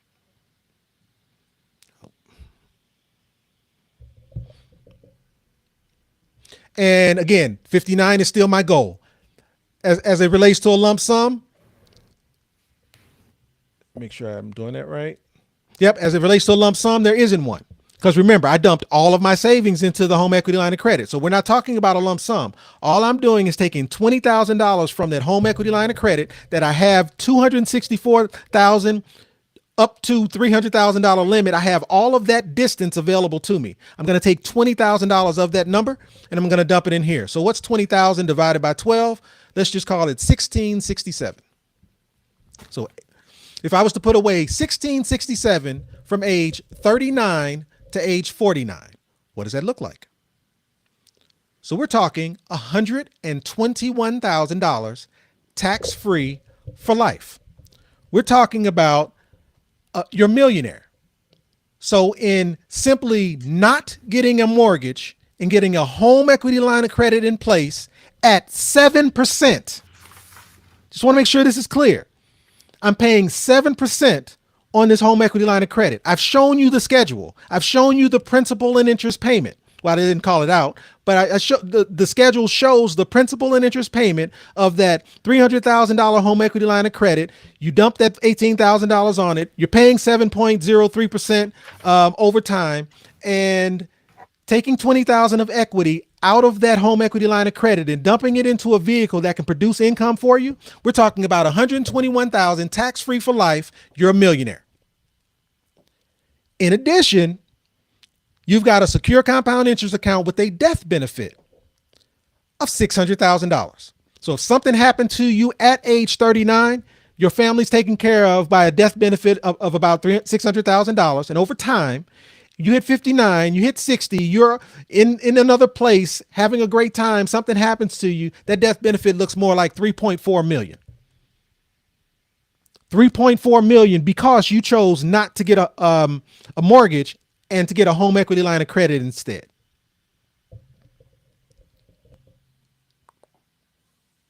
Oh, I've been muted. We do have some comments. Let's do it. Oh, it's Willie from last time. Says, hi, Donnell. Why do I have to pay 20% to get my money out of my 401k? And can I use this funds to open a secure compound interest account without paying taxes? A lot of questions in that one. So let me try to compartmentalize those. And you know, I'm long-winded, so I apologize. Why do I have to pay 20% to get my money out of my 401k? Because you don't have control over it. And again, we focus on being self-directed. We focus on applying the right structure, the right strategy so that you can control your money. If this is a previous employer's plan, there is a way that you can have more control. But if you're working for the company that has this 401k, you are a sheep. And therefore, if you want access to your 401k, you have to leave the company or you have to get their permission. The only reason you can't access your money before 59 and a half is because there's a tax benefit to the company that has your 401k that wants to maintain that tax benefit until you hit retirement age. So it's not to benefit you. It is to benefit the company that you work for. So that's one. And can I use the funds to open a secure compound interest account? I get this a lot. And again, because we're talking about a qualified account compared to a life insurance based product, the answer is no. But there are some tools out there that can help grow your qualified money in that 401k better than where it currently is, and it produces lifetime income. That would be an annuity. And again, I will get there. I promise you. You stay on this channel, I will educate you on what that will look like, because that will make your head explode too. But we're just not there yet. But so to answer that question, there are other vehicles, but you can't use it to open a secure compound interest account. And as far as the money that you use to contribute to a secure compound interest account, it's money you've made in income, it's money sitting in savings, or it's money from a liquidated asset. The moral of the story is all three of those dollar amounts are dollar amounts you've already paid taxes on. So because you've already paid taxes on, which is actually preferred, you don't want to defer your taxes. Because you've already paid taxes on that money, this vehicle that you're putting it in, this secure compound interest account, is growing your money tax-free. And I know we've been conditioned to believe, especially even the job that you work for is currently conditioning you, we've been conditioned to believe that deferring your taxes is what's preferred. Well, deferring your taxes helps the company that you're working for. It does not help you. So deferring your taxes is not what we want to do, but that's what most companies force us to have to do inside of our traditional retirement account. We should all want to be in a Roth state, which means we should all want our money. We should all pay our taxes on whatever that dollar amount is today so that the growth can be growing tax-free. And in a vehicle like this, that's what it does. Okay, one more. Mark was asking, so is this interest only? I think to clarify, is the $3,000 payment interest only? So is the $3,000 payment. So $3,000 tells me this. I think I know what you're saying. In the HELOC. Okay, in the HELOC. In the first position HELOC, yes, it depends on the HELOC. In some HELOCs, there are interest-only payments, and in some HELOCs, there are principal and interest payments. But regardless, if you're using if it's an interest-only payment, obviously, if you only pay the interest, you will never pay down that HELOC. There will never be room between the balance that's owed. You will never have access to the equity or any of that money to be able to use it. In a principal and interest payment, yes, you are paying principal and interest, but the minute you put in that payment, you have immediate access to that principal. So the interest is the only thing that you would not have access to because that's tacked on to the cost of the HELOC. But any extra money you put in only goes to principals. Some HELOCs you have to designate where the money goes, but in most, if an interest only payment is $1,000 and you put in $3,000, $1,000 will automatically go towards the interest, and the remaining $2,000 will go towards that principal without you having to do anything. So in this case, using it as a debt tool, when you immediately put $6,000 onto the debt tool, and you pay bills from that debt tool, that remaining $3,000 is sitting on sitting as cash flow on that home equity line of credit. And I am structuring this such that that $6,000 payment accounts for principal and interest. 6,000 times 12 is 72. The bills paid is 36. So the difference between the bills and the amount that you put in is another 36,000. So over a 12-month period, you have $36,000 of cash flow that you've put into this HELOC. The reason I am choosing a $20,000 lump sum to put into this secure compound interest account is because I want to make sure I am doing my due diligence and accounting for whatever that interest might be. So if you do the math between $20,000 that I'm putting in the secure compound interest account, but I actually paid into the home equity line of credit 36,000, there's a $16,000 difference that I'm accounting for any interest that might be accrued. And then in addition to that, you have your lump sum that you've put in. So the money is there. So I am making sure that I am not overextending myself or putting myself in a position where I don't have enough money inside of the home equity line of credit to be able to do this process. So I really do appreciate that question, because I don't think otherwise I would have thought to explain it. So I think that was very important that you said that. And I don't know if it only made sense to me, so I apologize either way. All right. Oh, hold on. So go Are ahead. you done with the calculator? I am done with the calculator, but I just wanted to kind of restate what we showed here. And Okay. that was, so in putting away $10,000 a year, 20K a year inside of a secure compound interest account, that allowed us to produce 121K for life. But I want to draw your attention to something. Notice I am never paying off this home equity line of credit. And I guess that visual's here, but I can't make it large enough for it to mean anything. I want to make sure what is clear is I am not paying off this first position home equity line of credit. So there's some housekeeping things that I just want to talk through. The first one is this. This home equity line of credit has a 10-year draw. How long did it take me to get to that, what is it, $121,000 in tax-free income? So from age 39 to age 59 is 20 years. That's inside of the secure compound interest account. But I actually started this process at age 38. So remember, I gave me a full year of contributing to the home equity line of credit. So I've had this home equity line of credit for 21 years. The draw on this first position home equity line of credit is 10 years. So clearly, at the end of the first 10 years, I am going to have to then refinance into another home equity line of credit for another 10 years. Or maybe I get a 15-year first position HELOC or a 20-year. But I want to make sure this is clear. At age 38, when I got this HELOC, it's a HELOC with a 10-year draw, which means I can get money into it and out of it for 10 years. If I'm putting in $20,000 a year into a secure compound interest account, that is 21 years. So in order to continue this process of putting in $10,000 a year, I'm sorry, $20,000 a year. Hopefully I wasn't saying 10,000 this whole time. In the process of putting in $20,000 a year over that 21-year period, I am going to have to get another home equity line of credit. And again, my goal is not to pay it off. My goal is to continue using it as a tool. And my assessment is over that 21-year period, let me show you the amount of interest that I believe I would have accumulated. So let's go to the HELOC calculator again, sweetheart. Yep. There you go. So if I was to add up the 21 years of interest, it's a significant dollar amount, right? But because I am getting a new HELOC every 10 years, or I would get a HELOC twice, maybe even 3 times, because that last year, that 21st year, how will I address that otherwise, right?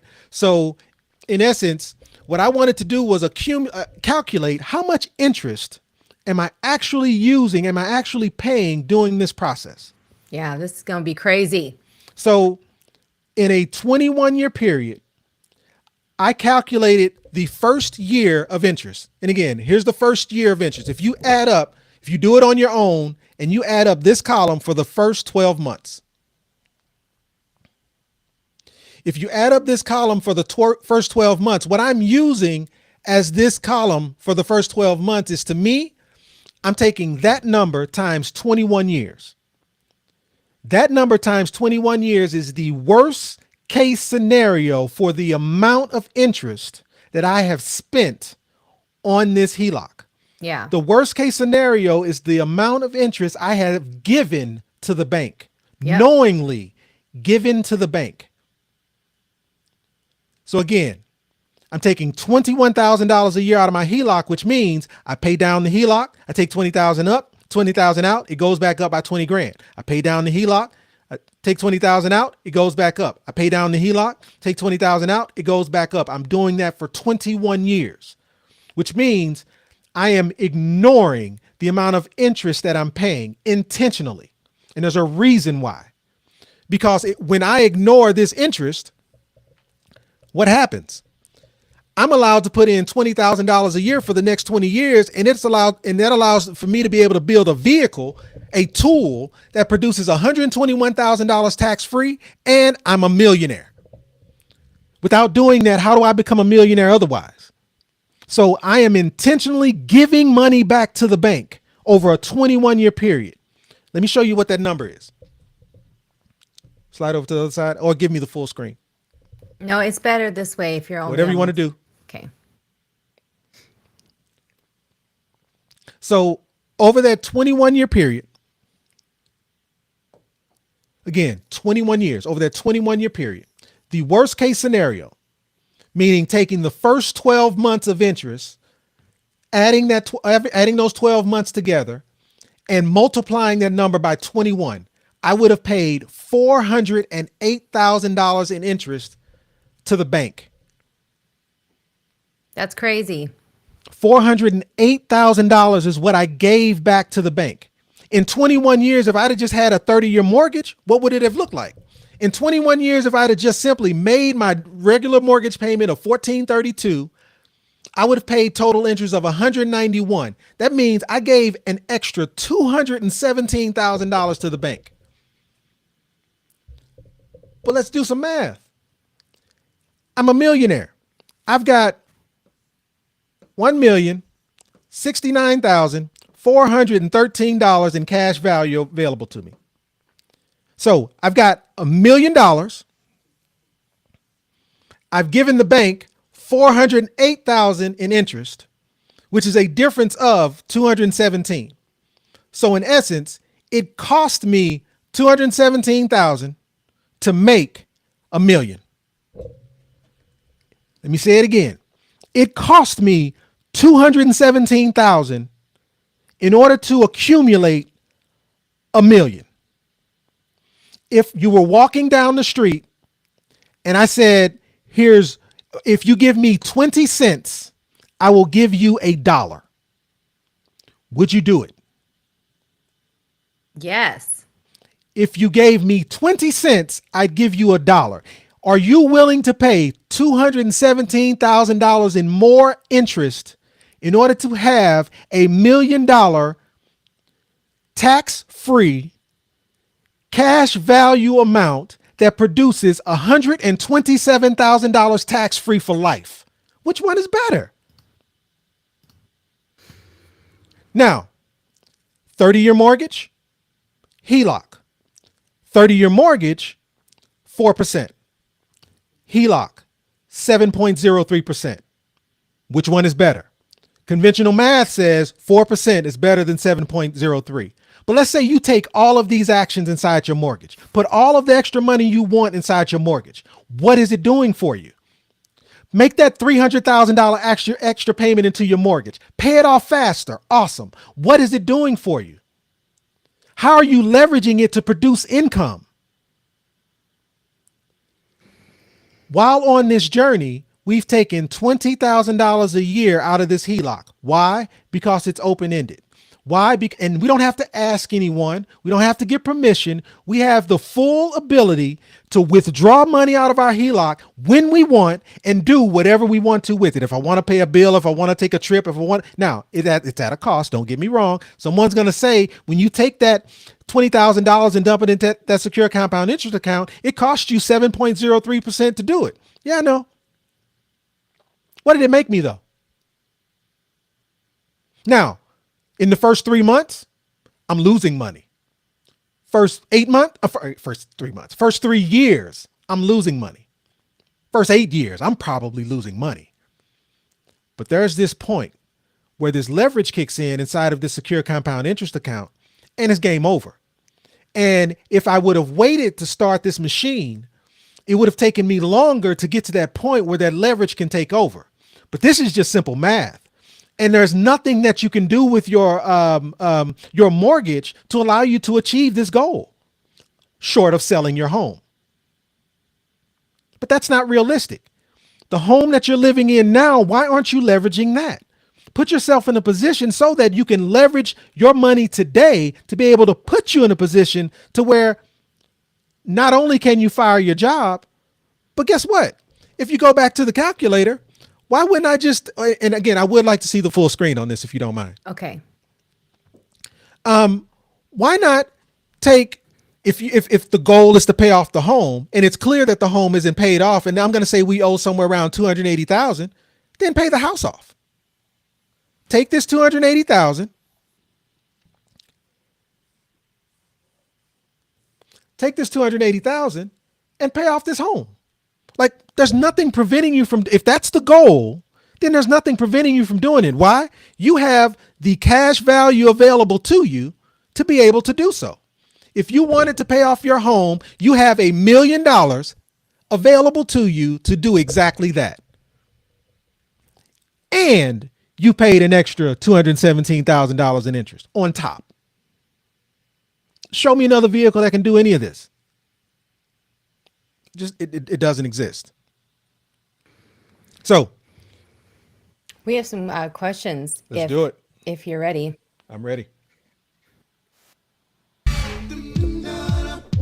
Okay, so we have we have some comments and we have questions. So we had one here by first of all, we love it when you guys comment so that we know who to thank for watching. We only know who's watching if you comment. So to everyone who's told us where you're from, we really appreciate that, and thank you so much for being here. Time is our greatest asset, and we value that you're spending it here with us, especially at this hour, wherever you are. Is that scripted? Because it sure did sound like it. No, it's That not. was well done. Thank That was you. just well. It was just well done. I'm sorry. No, it's from the heart that we really do That's what's appreciate up. it. That's what's We've tried to go live different times just to find when it works best for everyone. So it's not that we're doing it at this time. It just seems that this works for everybody. And again, Prentice started 30 minutes late. I apologize. But again, the wedding doesn't start until the bride is ready. So That's right. I apologize. I do right. apologize. So we just be patient. Lolo says, is there a minimum and or maximum? Now, she has gotten some answers in the question. So thanks for those people who are educated on these topics, who are giving, clarity in the comments, because we appreciate that. Is there a minimum and or maximum? Are you required to contribute to the policy every month? Oh, that you are required to. I love that question. And you don't know how much I love that question, because what you're speaking to without speaking to it is about structure. Meaning, an IUL is an IUL is an IUL. No, it's not. A whole life policy is a whole life policy. No, it's not. Where you get it from and how it's structured absolutely matters. So if it's not designed properly, if you don't contribute to it consistently, your policy can start to implode. It could start to eat itself. Yeah, you could get yourself in trouble. But if you have the right design product, you don't have those worries. And that's one of the cool parts about MPI. Let me kind of break down what MPI is, like high level. MPI is a life insurance product that's designed to produce income. But let's go one layer deeper. Life insurance product designed to produce income. You've never heard that sentence before. And here's why you've never heard that sentence before. Name one Allstate commercial or State Farm commercial where they said, come over here and let me show you how to make more money. That's not the business model of life insurance companies. But this is a product that's designed for income first. Primerica, most whole life policies, most IULs are designed for life insurance first. So because they're designed for life insurance first, the main focus is life insurance. And when the main focus is life insurance, who does that benefit? It doesn't benefit you. It benefits the person selling it to you. My point for that is structure matters. So when you peel back the layers a little bit more on MPI, what you find is MPI is a max funded, max funded, option B as in boy, index universal life insurance policy with leverage. Emphasis on the leverage part. A lot of words, but let me explain why those words go together. Max funded, option B, IUL with leverage. Max funded is saying we're purchasing the least amount of life insurance legally possible. Why do you care? And how does it compare, or how does it fit your question? Well, with the max funded policy, when you're purchasing the least amount of life insurance legally possible, that's the least amount of expense to you. Why? Because life insurance does come with an expense. But if the main goal is to purchase as little life insurance as possible, that's the least amount of expense to you. If you're paying less in expenses, that means there's more money available to get compounding, which means more money grows for you faster. If more money is growing for you faster and you decide, hey, I want to contribute to 10 years and stop, because of the growth inside of your policy, it's growing at a rate such that there's enough growth to compensate for the fact that you're not contributing to it anymore because of the leverage and the other levers that are being pulled inside of MPI. So therefore, you can contribute a set period of time and not contribute anymore, and your account will still continue to grow. But let's try that in a policy that's not properly structured, meaning it's not max funded. Well, if it's not max funded and it's focused on insurance, if you stop paying that insurance policy, the fees alone eats up the growth, and now your policy starts to implode and it completely goes away. And if you have life insurance, you want to know you want to know whether or not your policy is good or not. Here's a simple trick. Find where you break even. Here's what I mean. Let's say you're putting in $500 a year inside a policy. 500 in year one, 500 in year two, 500 in year three, again, 500 a year. When you put in the first $500, how much do you have working for you? Go over to whatever the non-guaranteed column, look at accumulation, look at the surrender value, whatever the different surrender value, whatever the column is, it just depends on the company you're with. Moral of the story is you put in $500. When do you have $500 available to you? When do you have $500 working for you? And a properly designed policy, that $500 in year one probably looks more like $450 at year one. Meaning you put in 500, you got 450 working for you.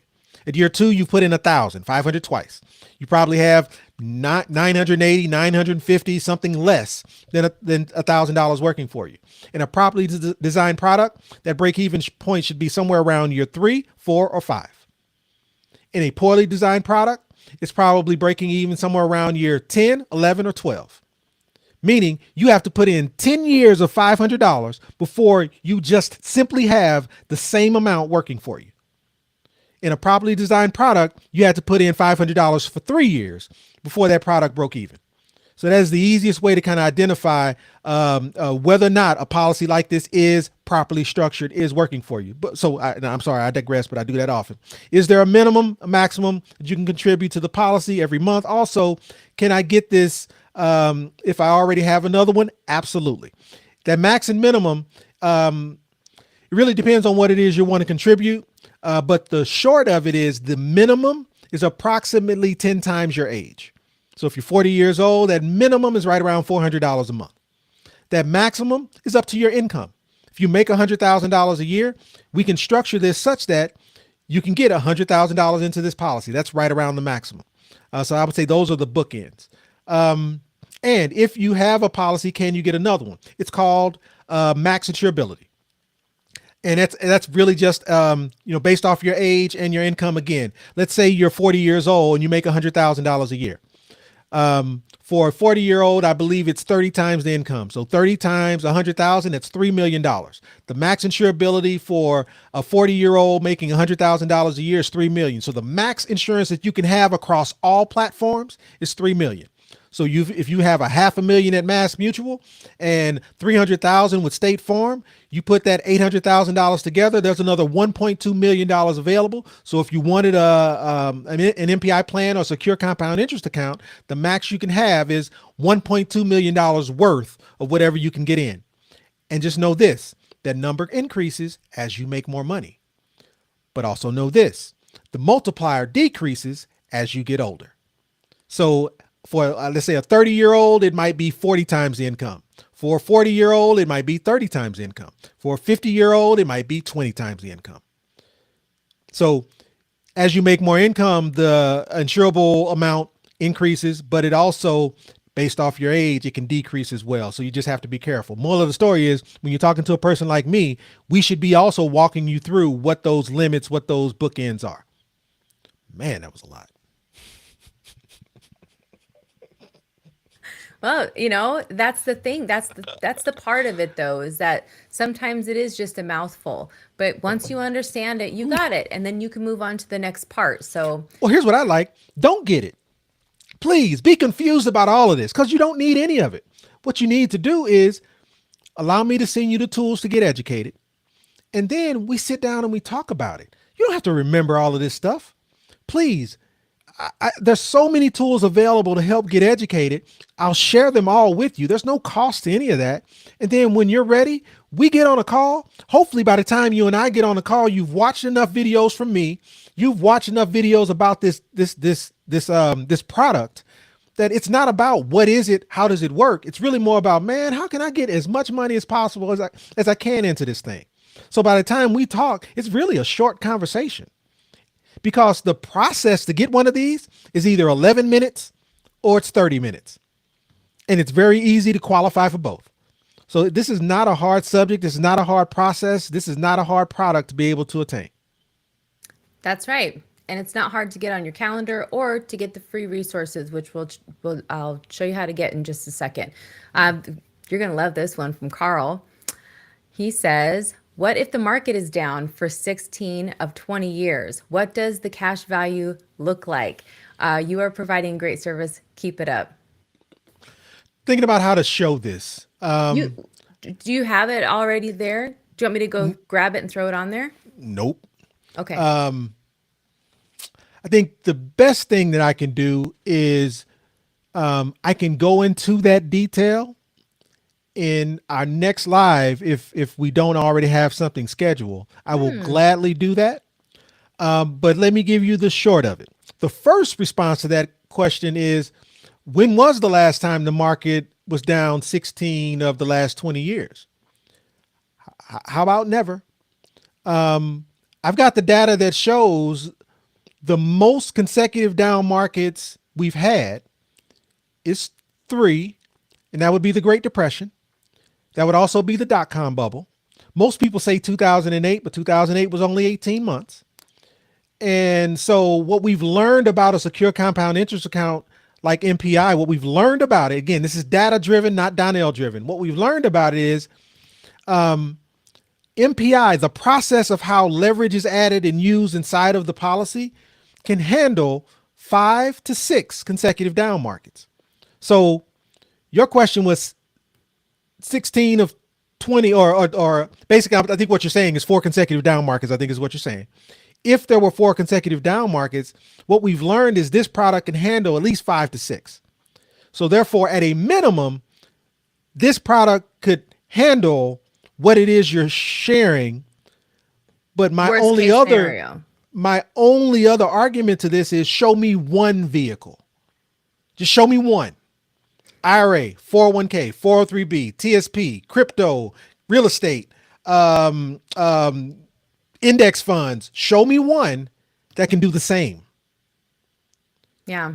The 401k can't handle 6 months of down market, let alone 4 consecutive years. So while I don't think this product is perfect, I think because I think that's a great question. How many consecutive down markets can a system like this handle? It's right around 5 to 6 years before it starts to implode. And the reason I want to do a better job of kind of explaining it, because you have to understand also what part of your money is at risk. Because to say the impact, I don't want to just haphazardly say the impact of the down market is minimal on the growth inside of your account, because that sounds very like it untrue. But the truth is, there's a small portion of a dollar amount that's at risk in this process. So what I want to do is do a better job of just kind of laying out how money grows inside of a product like this, so you can really see where your money is at risk and where it's not. High level, it would look like this. As you're contributing to your IUL, which is what it is, your secure compound interest account, that contribution goes into a bucket, and that bucket is called the general fund. The reason we use an IUL for MPI is because that general fund has what's called a 0% floor. What that means is, as you put money into that bucket, there is a life insurance contractual guarantee that you can't lose the money that's in it. And it's not a Donnell guarantee. I am not a life insurance company.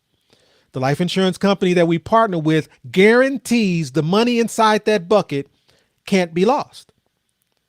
0% floor. Now, the bucket is going to grow the money that's in it some percentage, 3 to 7%. Well, what's halfway between 3 and 7? Halfway between 3 and 7 is 5. So on average, the money in the bucket is going to make around 5%. When you then that 5% is what's going to be put at risk. Here's where we introduce risk into this process. It is not risk free.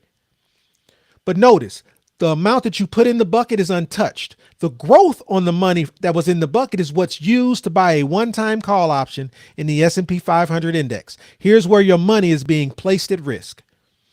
And when that call option is made, it can either do well or cannot. If it does well, the call option makes more money. If it doesn't, you lose the money that was used. That's where the risk can come into play. And if there's consecutive down markets, every time we take that call option during consecutive down markets, that growth is what's being lost. But your principal, the money sitting in the bucket, was never touched. The money sitting in the bucket is secure. And so I just want to make sure that's clear. So I think, again, that's a lot of words, but you've got the visual. So I think what I'll do is I'll do a better job of kind of walking through what that looks like. So hopefully I touched on the answer to the question. I don't know that I fully answered the question, but I will happily do so. Coming on here because Hi. I made actual buckets and we actually went through this example. It's up right now. Yeah, So after this, you don't have to wait until the next one. It's up as a live, but I don't think you've cut it up as a video. So I think I will make sure that the next one that we post is the edited version of that. I like to take them and make them snack size for you guys so that they're easier to reference when you're trying to go back and go, what do they say in that live? You probably will find it without all of the extra conversation and whatnot. And that's just out of convenience because we get a lot of shares. We didn't know. We're kind of new. So I'm just trying to make that better experience for everyone. So that's my job. I wanted to just make sure that we get through some comments, but I also know you're not done going over everything. And I apologize, everyone. It just didn't make sense to break this up. So it is a fire hose of information. I apologize. Yeah, that's about all I can do is apologize. Okay, we have one more here. The other ones were how do we contact you directly? And so I put that information up, selfdirected.info. I hope it's easy to remember. You just go there and you can click on the calendar and then you can book some time with Donnell. You can also access all of our free resources there. There's a lot of information there waiting for you. Don't go there now. We're not done. So Jesse says, hello, Mr. Donnell. Does HELOC have a fixed or variable interest? I used to think Mr. Donnell was somebody other than me, but I think at 50 damn years old, I guess I am Mr. Donnell. Oh, you Mr. Donnell, all right. Does a HELOC have fixed or variable interest? I think where you get the product from matters. I can give you a really silly example as it relates to me personally. We use a first position HELOC. I have a first position HELOC on the home that we have right now. Let me tell you how stupid I am. We got that HELOC for almost 5 years ago, maybe. And the interest rate on that HELOC was 1.2%. It's a variable interest rate. But because I got it with Bank of America, and this is why I'm saying this, because where you get it from matters. Bank of America offers the option to lock in your interest rate one time. So again, 4 years ago, 1.2%. I have not yet to lock my interest rate. It has been increasing every year for the last 4 years. The reason I don't pay attention to it is because of how I use the HELOC.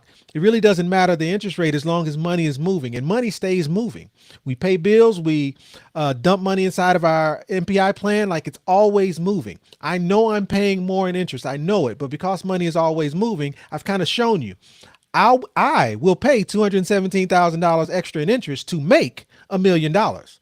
Hands down. You don't have to ask me twice. But because of the HELOC we have, I do have the ability. I could have locked it in at 3%.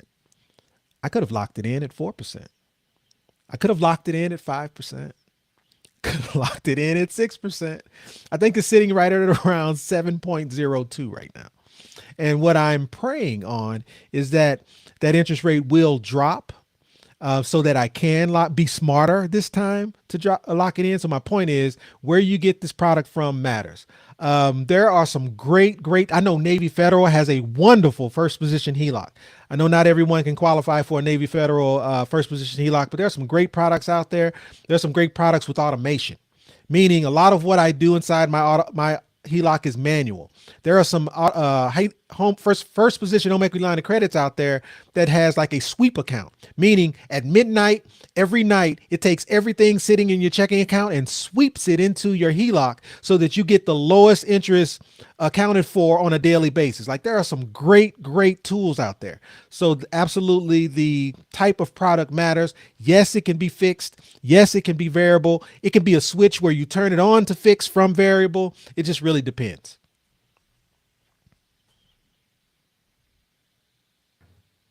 Oh, wait.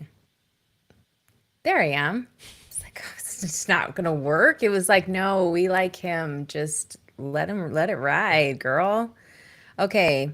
I think, all right, we got some Navy Federal people. Gonna go check it out. And Yeah. you know, it'd be really great. We've had like, we never intended to start a group or Facebook group or anything like that. Just YouTube channel, right? To begin with. But you guys asked for Wait a us minute. to Did you start. just say we wanted to start a YouTube channel? No, I said we never intended on Oh, doing okay. that. Oh, okay. No, you said Facebook. I'm saying even YouTube. Like, just let's be clear. Oh, right. Yeah, right. We are No, not here because we want to be here. right. I'm not a social media person. We are here because you have done an amazing job to help me understand that in order for the message to get out, I need to be on here. So this is really more you and your push. So let's be clear. This is not I choose to get on YouTube and have 2-hour conversations. I don't. It's facts. If you go back, you'll see for like 3 years, I begged him to do videos for people because people needed to hear what I knew he knew and that it was be helpful. And And he you're was right. just like, You're why right. me? Why would anybody want to hear it from me? Yeah, you're There's right. anybody watching right now, you're watching for a reason and it's what I've been seeing for years. So now we're here. So we're just moving on. We got the Facebook group now. There's 100 people in there. And so, Zenali, she's saying she's going to go Navy Federal. This is where I think the magic happens. This is what's happening inside of those coaching programs and whatnot is they are pulling together information, current information that you have to pay to get access to that information, right? We don't have to do that if we just team up and work together. So inside of the group in a place like that, we can share what you're currently finding. One could just be credit cards, like current credit card offers for people who are just getting started. Next level could be who do you bank with and what are the current offers? What are they offering? What's their interest rates? What are the products? How do they differ? Those types of things could be discussed inside of that group. And so we hope that everybody joins because we obviously see the value in that. Let me also kind of peel this back a little bit because I want to make sure this is clear. I stated it in the last live, but I just want to restate it. I don't do first position HELOCs, meaning you cannot get one from me. And when I was on my journey to get a first position HELOC, I really did put in the effort to get it on my own. And what I learned about this process is it is just very difficult to do so. So I was lucky enough to partner with a team that did provide white glove service for us to be able to get our first position HELOC and make this process very clean. And again, I think every live I give more detail because I start to remember things that I just forgot. Like one of Right. them is this process literally took 3 weeks, zero closing costs. The cost to refinance our mortgage into a first position HELOC, the cost was less than $1,000. I wish I knew the exact number because I'm pretty confident it's less than 500. I just don't remember the number, so I don't want to say anything wrong. But I guarantee you it was less than $1,000. Oh, I want to add in here how I cleaned the whole house for them to have their appraiser, and then they did a How about virtual appraisal. AVN? It's called an Yeah, I AVN. was It like was a nooks and drive-by. crannies. There Let's was no go. appraisal required. There was no appraisal required. no physical appraisal required unless I wanted one, or unless the money that they were going to offer me to pay off the home wasn't enough or wasn't where I wanted it. So therefore, if I wanted a full appraisal, I could get one done. But I was comfortable with the cost of the amount of the first position HELOC to be able to pay off the mortgage. I was fine with that. This process was very, very clean, and it was because I used a group called Replace Your Mortgage at the time, which is also Replace Your University now. So I mentioned that we were going to get that information up on our site to be able to allow you to go where you needed to go. I'm not sure if my producer did that or not. And if I can tell by the facial expression in the eyes, it may not have happened. So we will get that information up, and I won't put her any further on blast. But we will get that information out to you so that you can at least know where to go to be able to get that type of support. Because please do not get on my calendar looking for a first position HELOC. It's just not going to happen, because that's just not what I do. I just understand how to use them. Yeah. You No can different learn than how. velocity banking. I am not your velocity banking guru. Notice you didn't see any sense, and I try to keep the math as light as possible because it's not about velocity banking for me. Velocity banking is a tool. It's a tool to produce income. You want to do math? Let's do math on how much income I'm going to make every year. That's where my focus comes. So I just want to make sure that's clear. Yeah. Well, nope. Mic drop. Okay. How else can you leverage a HELOC? Ooh. How else can you leverage a savings account? How else can you leverage a checking account? How else can you leverage a vehicle that has cash available on it to be able to do what it is you want to do? And HELOCs are part of velocity banking. Velocity banking is a concept associated with infinite banking. They call it infinite banking for a reason. There are infinite ways to use these tools to be able to get the income you want, or to be able to generate or pay bills, or do any, like you can buy gold. Like there's so many things that you can buy crypto with the equity inside of your, there's so many things that you can do. What you just have to be conscious of is what type of HELOC you're buying, where are you getting it from, what's that interest rate, what's the terms, what's the draw period. Like there are things that you really have to be conscious of. This is not a game. If you're doing velocity banking, you're in a negative cash flow, please don't look at a first position HELOC. Oh, matter of fact, let me also slide this in here. I am not a financial advisor.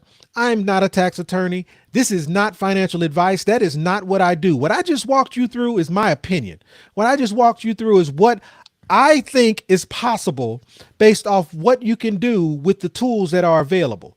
So as you're doing this, as you're walking down this path, be very conscious of the power of these tools. Because again, I just walked you through an example where I was very comfortable in paying an extra $408,000 in interest. That's borderline ridiculous. But there's a method to the madness. In the midst of paying $408,000 in interest, I put money in a vehicle that allowed me to achieve $1 million cash value, liquid. So if I wanted to take $408,000 out of that cash value life insurance product, I could tomorrow with no issue, because I have full access to it. So I just want to make sure that's clear as well. Again, this is not financial advice. This is purely my opinion. What I'm trying to do, what I'm trying to assist in at least, is share with you how these vehicles can be used to help you accomplish your goals.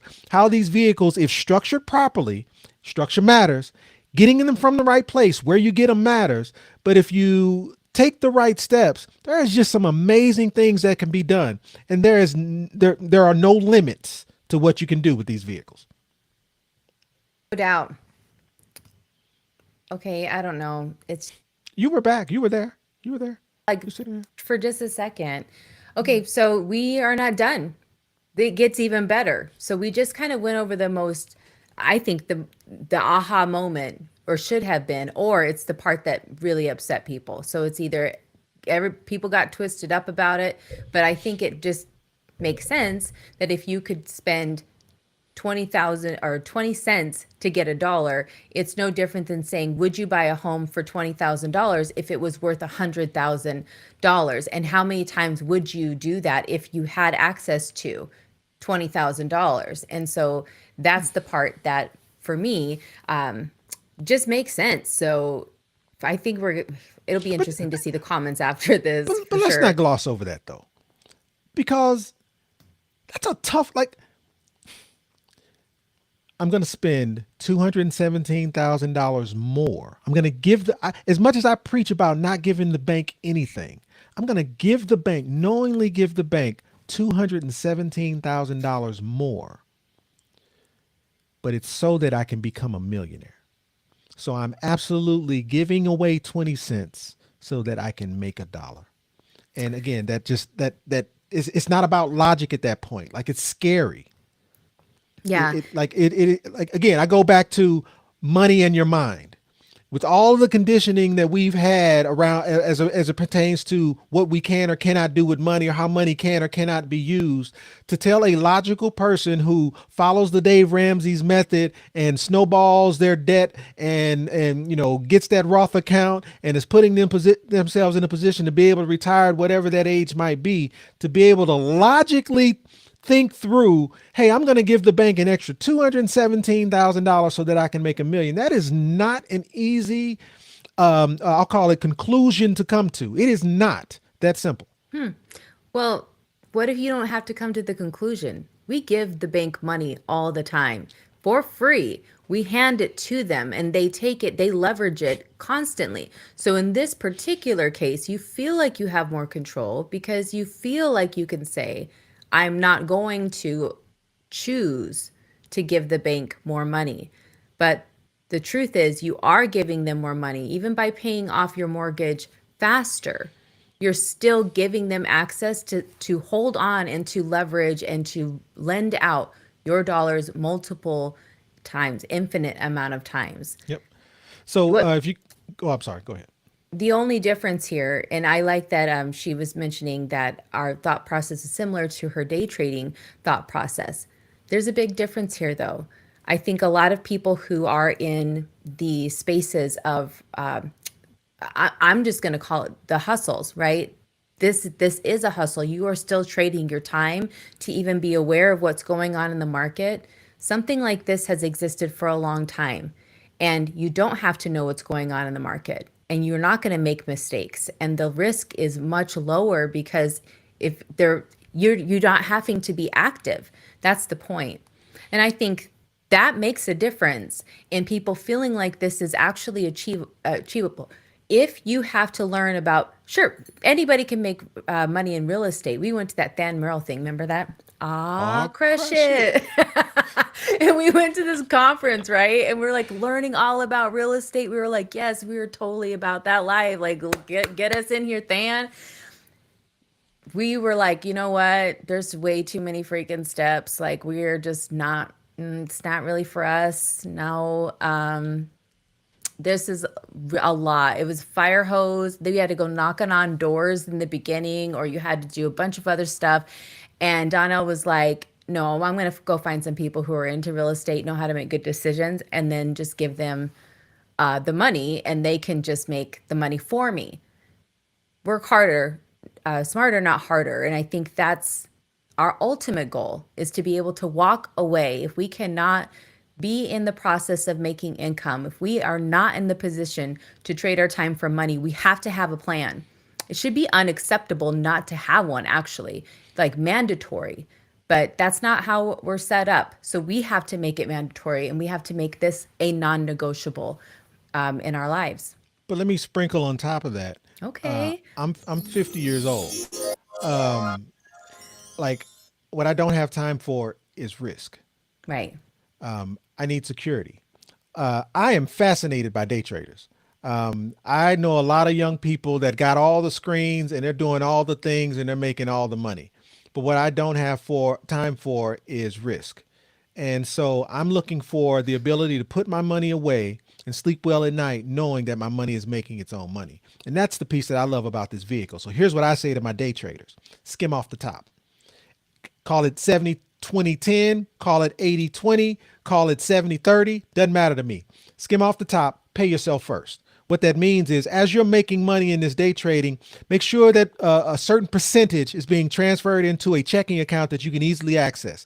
And you take that money in that checking account and you dump it into a secure compound interest producing vehicle that can just make you money while you're sleeping. Because while you're up day trading and you're jumping up in the crack of dawn, trading your time for money to make sure that you're making the right moves when the candle's in the right place, I get it. but make sure you're skimming off the top. Pay yourself first, taking a portion. Stop putting your money back into your business. That's where we screw up. We go, okay, I'm making money. Now let me take that money I'm making so I can go make more money. Stop. Take a percentage of the money that you're making, put it in a vehicle that is producing passive income for you. And then put the rest back into your business and do whatever it is you're doing and do your day trading, like be awesome. But now you've got a secondary vehicle over here that regardless of what happens with the market, your money's still making its money. Yep. Okay, I think it's just a comment. I'm currently in the process of obtaining my first HELOC, which will help me pay off my debts and start building my wealth. Velocity banking. Boom. Yep. And even infinite banking is truly a velocity banking concept. So there's a lot of different styles of banking, but we're turning all of that. We're people. My hope, my goal. Okay, our mantra is: if you don't come from a wealthy family, make sure one comes from you. But our goal is that people will start to know what self-directed means. People will start to use it and say, hey, you're not self-directed. Like what? Take control. Our goal is to help people take control, right? Our goal is to help everyone become self-directed so that you can make confident, educated decisions and that you'll know when opportunities come. I think that's probably the biggest part is that when you don't have when you're not familiar enough with the structure. Oh, you're frozen again? Golly, this camera. All right, well, go ahead. It'll just be me and you guys. Okay, until he comes back in here. You know what we could do right now is probably be a good time to talk about the velocity banking workbook. So until he comes back, this is a workbook that we put together so that you can grab your numbers and that way you'll have a better idea of the position that you're in and what you can do. So inside of this workbook, we had downloaded a lot of different ones. And then of course, people send us their figures on other worksheets. So we thought, well, let's just make one. And here's the group that you can join over there on Facebook. If you don't have Facebook, that is just where we are right now. Just come here. This is the place. Jump in the chat. Be a part of the conversation. Let us know that you're here. Let us know how you're doing. If you have any questions too, all of that is equally as important. So just wanted to throw this out here while he was coming back on. Not only can you go grab this workbook, but in addition to that, we are looking for feedback. So that's it's like my call, my bird call. Feedback. We need the feedback. You ready? Can you hear me? Yep. Okay. I can. All right. So do you want to go back out to the Yeah, give me the full board. Oh, okay. All right. Board. Full board. All right, to kind of set the stage as to what's happening next, and this is the last scenario. I know we've been on here in a while, so I'll try to move pretty quickly through this. One of the other objectives that this client has was, hey, we do want to start a family. And so what I wanted to do was kind of lay out how you could even go about that and incorporate starting a family in building a secure compound interest account. Because again, what can you do for your child to set them up so that their future is secure? Well, you've got a Gerber policy thing out there. You've got 529 plans out there that now you can convert your 529 plan to a Roth IRA if you end up not using all of the money. So there's some things out there. But what if you started a secure compound interest account for your child? So the thought process is this. So at age 38, they got the HELOC. Awesome. Dumping whatever money inside the HELOC, doing what you're doing. At age 41, here comes a baby. At age 41, baby comes along and the objective is, hey, we see the value of a secure compound interest account and we want to make sure our son, daughter, whatever you end up having also is introduced into this process as well. Because in turn, what that does is that's now setting up my child for a more positive future. So what does that look like? Well, in this scenario, we're going to take $500 a month and put it away for the child. But where is this $500 a month coming from?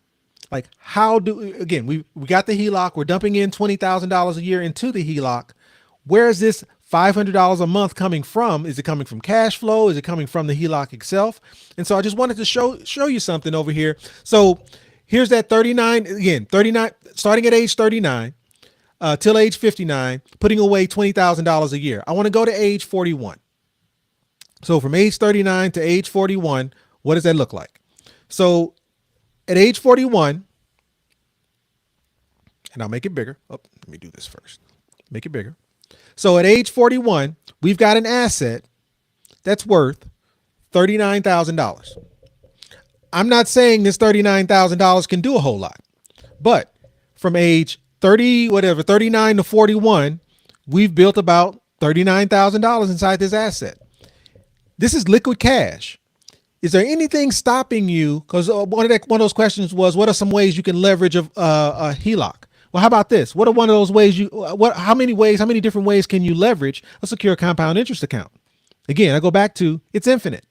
So what if you take $500 a month out of this cash value and start another secure compound interest account? And you're going to start that secure compound interest account for your child. What does that look like? Well, let's get into it. So a 1-year-old, and we're going to fund this thing from age 41 to age 59. Remember the retire early age? So age 41 to 59, 18 years. So for 18 years, we're going to fund this thing for $500 a month. So your newborn actually, one question you might ask is, at what age can you start a secure compound interest account? The earliest you can start is 14 days.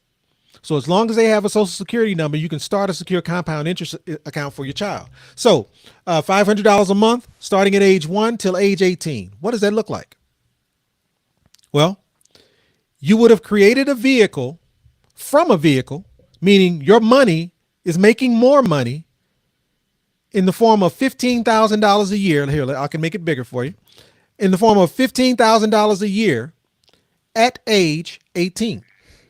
So at age 18, you've got an asset that you could use $15,000 a year from. And again, if I'm the parent and I open the secure compound interest account on my child, who gets to leverage this $183,000 in cash value that's available? Whose is it? It's mine.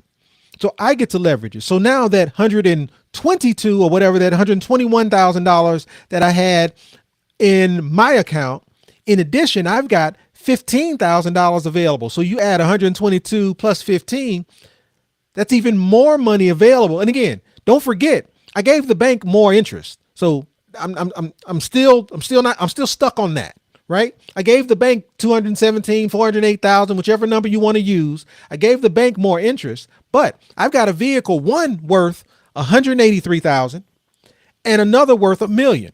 I've got $1.2 million available to me, even though I spent all of this interest with the bank. Show me the 401k that can do that. And in addition, this is just till age 18. Let's run this out until beyond college. So let's say after college, let's say you as the parent, let's say I as the parent fund this for my child till they graduate school, age 25. I am passing on an asset to my 25-year-old. What a graduation gift. As a graduation gift, they have the capability of producing $24,000 tax-free in income if they wanted to. And they've got an asset worth $303,000. You're walking out of college riddled in debt, but you have an asset available to you with $300,000 in it. And all they have to do, if I'm passing this on to my child, all they have to do is maintain this $500 a month. If walking out of college, they're able to maintain this $500 a month, $500 a month is $6,000 a year. How long would it take for them to be able to be in a position to be able to retire? How about, I think I've already done this. I think it was 37. I think, let's see. Age 1 to 37. Yep.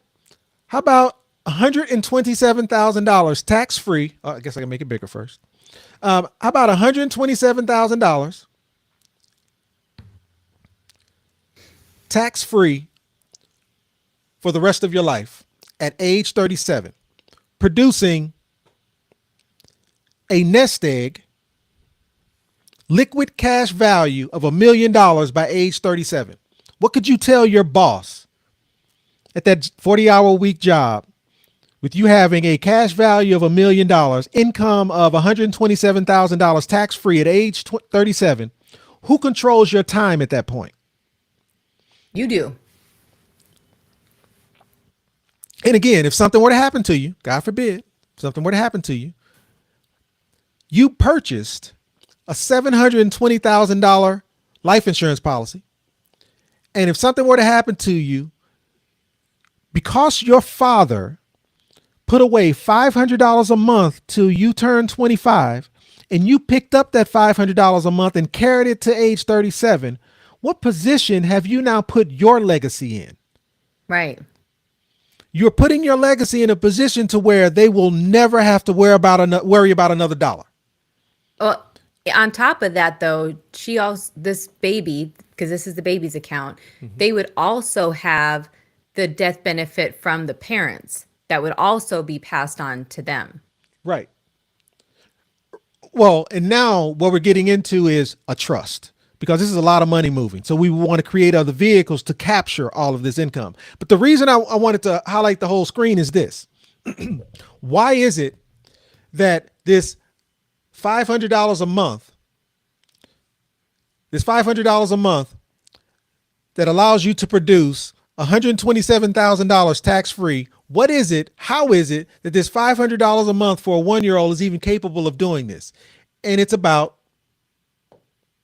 compound cycles. A 1-year-old has far more compound cycles than I do. I'm 50 years old. If compound cycles are somewhere around 5, 6, 7 years, depending on the vehicle that your money is in, if compound cycles are around that period, at age 50, I've got, again, till age 70. We can go beyond age 70, which means there are more compound cycles as we get, if we are, in the workforce and allowing money to build for us over time. So don't get me wrong, compound cycles don't end at age 70, but let's be realistic. At age 50, I've got about 5 more compound cycles left. That newborn has 15 compound cycles available. You can take a small dollar amount with an infant and make them a millionaire in their 30s. But if I'm 50 years old and expecting to put away $500 a month, there's no way I can accomplish the same, because I don't have as much time to be able to get that money compounding. So that's what makes this vehicle so powerful. So if you're a grandparent and you're looking for a way to leave a legacy for your grandkids, the best thing you can do is put your grandkids in a position to be able to have a vehicle like this, because your grandkids have more compound cycles than you do. And if you're young enough as a grandparent, you can also, because of insurable interest, you can put these policies on your grandkids, and guess what? You get to keep the income that's generated from them. And then when you're done receiving as much income as you want, you can then pass this asset on to your grandchild, and that is your legacy. No You've doubt. put them now in a position to be able to achieve income with little effort. Because 9 times out of 10, that home that you think is that legacy that you're passing on is not it. But this is an actual asset that they get to carry with them regardless, to be able to produce income over time off a very small dollar amount. And again, don't get me wrong, I'm not saying that $500 is small, but what does this look like if we were talking about something less than $500? How about $100? $100 a month till age 37. If at age 37, you were given an asset worth $25,000 a year, tax free, and worth $216,000, are you upset? Are you mad about that?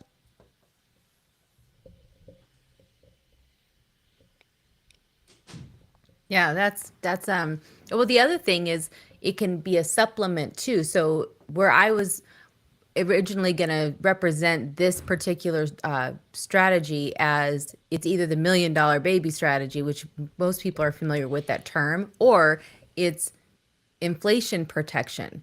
So as the cost of everything goes up, you have to have a plan in place so that you can stay even inside of the same class that you're in now. I think the middle class is widening for sure, but what does that mean in 20 years? I think for a lot of people, 78 to 100K a year is a decent income. But will that be a decent income in 20, 25 years from now? Right. And by the time you realize, no, that's not going to cut it, you don't have the time to go back and start compounding your money. So that's where, once those aha moments go on, you go, well, I don't have the time. I have to start now. I have to start now. And why wouldn't you? Why wouldn't you after you see something like this? So are you done with the example? I am. Okay. Clem has a question, and I just want to, You know you're off the screen, right? yeah. Okay. You're over Here I hiding. am. All right. Clem has a question, and want to make sure that we answered this after you were done with that example because I think it's a great question. Yep, yep. Kind of leads into what you were already wanting to talk about. No, that's my comment to Clem. What the heck is Hi. going on here? Hold on, Clem. Hold on, Clem. Okay. Is a compound interest account an annuity? Great question. There are a lot of compound interest accounts. Your 401k is a compound interest account. Compound interest account is just saying your money's making money and the money that your money is making more money. A secure compound interest account, I'm usually, when you hear me talk about it, I'm speaking of a cash value life insurance vehicle that's designed to produce income. A whole life policy can be a secure compound interest account. There's many different types. Is it an annuity? The vehicle that I'm specifically referencing, the calculator that I'm showing you here, is an IUL structured properly to produce income and adds leverage to it. So what I'm referencing in this example is an index universal life insurance policy, IUL. The baseline is an IUL structured properly, adding leverage that allows your money to grow 2 to 3 times that of a traditional IUL. So no, it's not an annuity, but I am a big annuity fan. And again, I'm working on getting licensed at the moment. So you will hear me talk more and more about annuities because there are some great products out there, especially if you have qualified money and you're looking for where to put it, because you cannot put a qualified dollar inside of a secure compound interest account like MPI or a whole life policy or an IUL. But you can put qualified money in an annuity. And there are many different types of annuity. There's growth, there's hybrid, and then there's if you're looking for immediate income. So there's many different types out there. I'm excited to be able to kind of bring that to this group as well. I'm just not there right now, but we'll get there. A great question.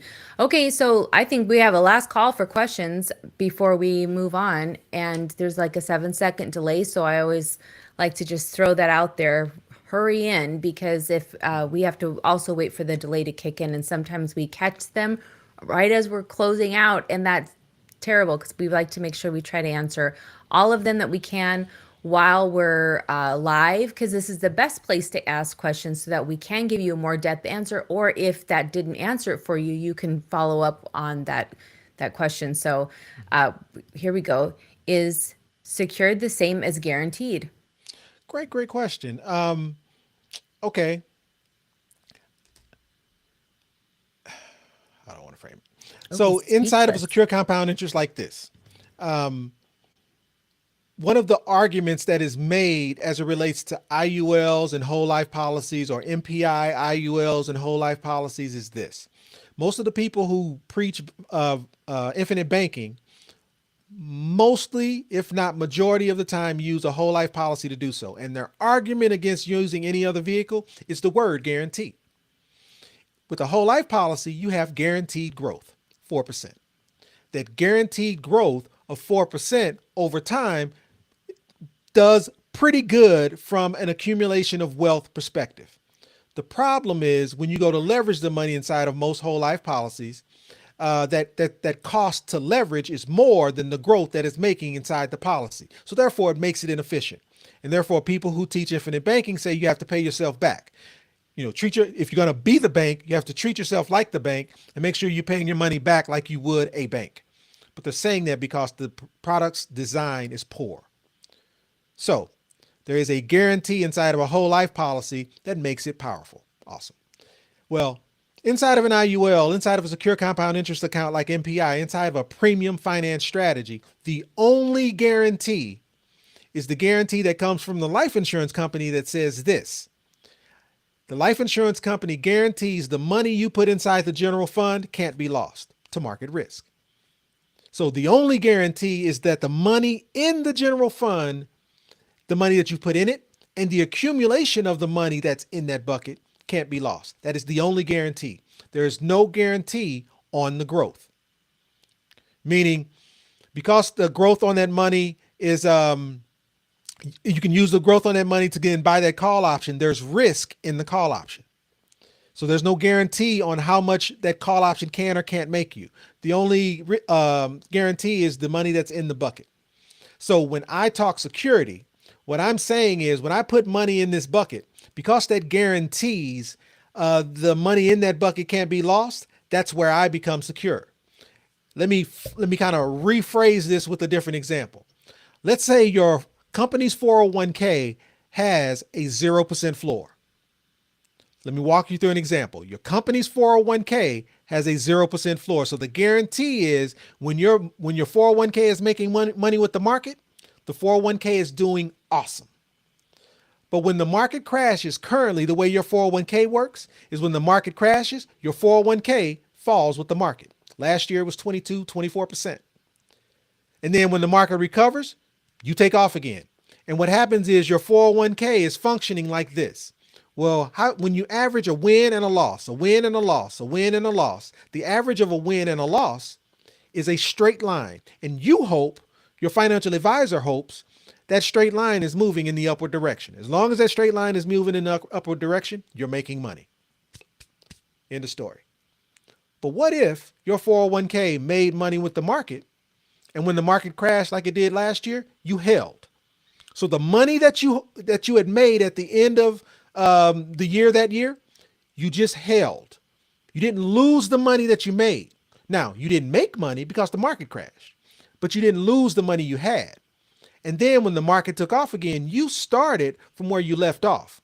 You didn't start from some lesser position. You started from where you left off. Well, how does that graph? Well, if you're making money and then you hold when the market crashes, but then you make money from where you left off, and then you make money from where you left off, and then you make money from where you left off, that creates exponential growth. So the difference between the two is one is linear growth, one is exponential growth. So long story short, to get back to your question, is this security or is it guaranteed? Or how does security fit as it relates to guarantee? Security for me is the fact that I can't lose the money that I've made. That's where that security comes from. And that guarantee is around, I can't lose the money that I've made. There's no guaranteed on how much money I can make though, if that makes sense. So hopefully I kind of got there.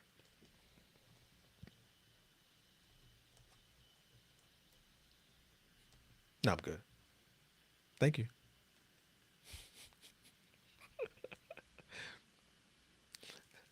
Somebody walked in the door. Oh, look at this. I didn't even see it. I heard the door open.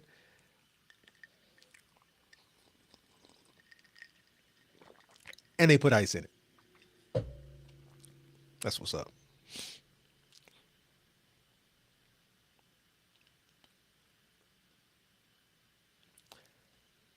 Man, and I think the true detail around that question is I have to, like, I'm going to answer the question. And you know me, I'm going to go the long way. I'm going to answer the question. But the true answer to that question deserves more detail. The true answer to that question deserves, I'll call it visuals to support. But let me answer the question. So what are the cons to MPI? All right. A cash value life insurance product is a cash value life insurance product. They all are actually the same, meaning the con is in order to have life insurance, you do have to qualify for it. So you do have to be healthy. And to maintain the growth inside your policy, because leverage is being used and how that leverage is being used, you do have to maintain that health in order to become max insured. So there may be moments throughout the life of your MPI policy where the life insurance company just wants to make sure you're still healthy. It's not a lot, but it does occur. So health, I don't call that a con, or I don't call that a negative. What I call that is I get to remain healthy to be able to have a vehicle like this. But if we're looking at pros and cons and what are some of the challenges associated with it, you do have to qualify. You do have to be healthy. That's number one. The second one we actually covered in this live today. If you remember, within the first 3 years, a high yield savings account making only 3% compared to an MPI plan that over time makes on average 7%. Within the first 3 years, the high yield savings account was more. You had more money in your high yield savings account than a product like this. When I do comparisons on the calculator, there are many times where, depending on when, you have more money in your 401k and IRA than you have inside of your secure compound interest account. Why is that? It's because this is not crypto. This is not to the moon. This takes time, which means this is not a get rich quick. This is, I am diligent about how I'm growing money. I'm going to take the time to allow my money to grow. And I am comfortable with the fact that it will not achieve my goal in 5 years. Now it can, the more money you put in, the faster you get there. But holistically, it takes time for your money to build. That exponential growth I was talking about, there's a certain period of time where that linear growth is more than the dip that creates that exponential growth, which means if you had a financial advisor, what they would be highlighting is the time it takes for MPI to actually start taking hold, actually start kicking off, actually start producing real income. That time between when you start and right before it really takes off is where your financial advisor is going to go, see, I told you ours was better. So it does take commitment. It does take time. Health, commitment, time. And I think other than that, I really don't see a drawback. Who you get it from, where you get it from matters. I think those are the main two that I would say. And now, what was the other question? What does the life insurance company gain in matching your first year's contribution? I'm going to rephrase that question if you don't mind. And I'm going to frame it kind of like this.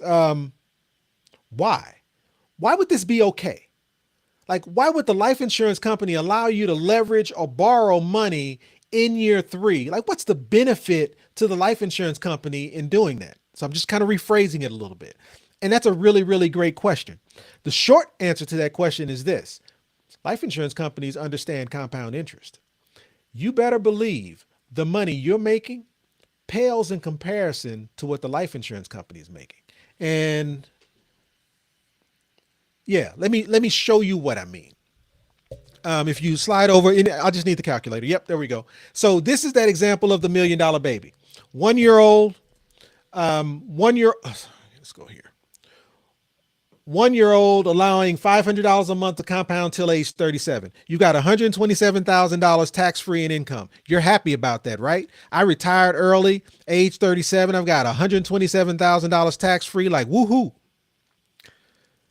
You've only put in $216,000. You have $1 million available to you. But what did the life insurance company make? How much money did they make on this process? Well, starting in year 3, they allowed you to leverage $2.2 million till age 37. What did the life insurance company make on that $2.2 million? About 4%.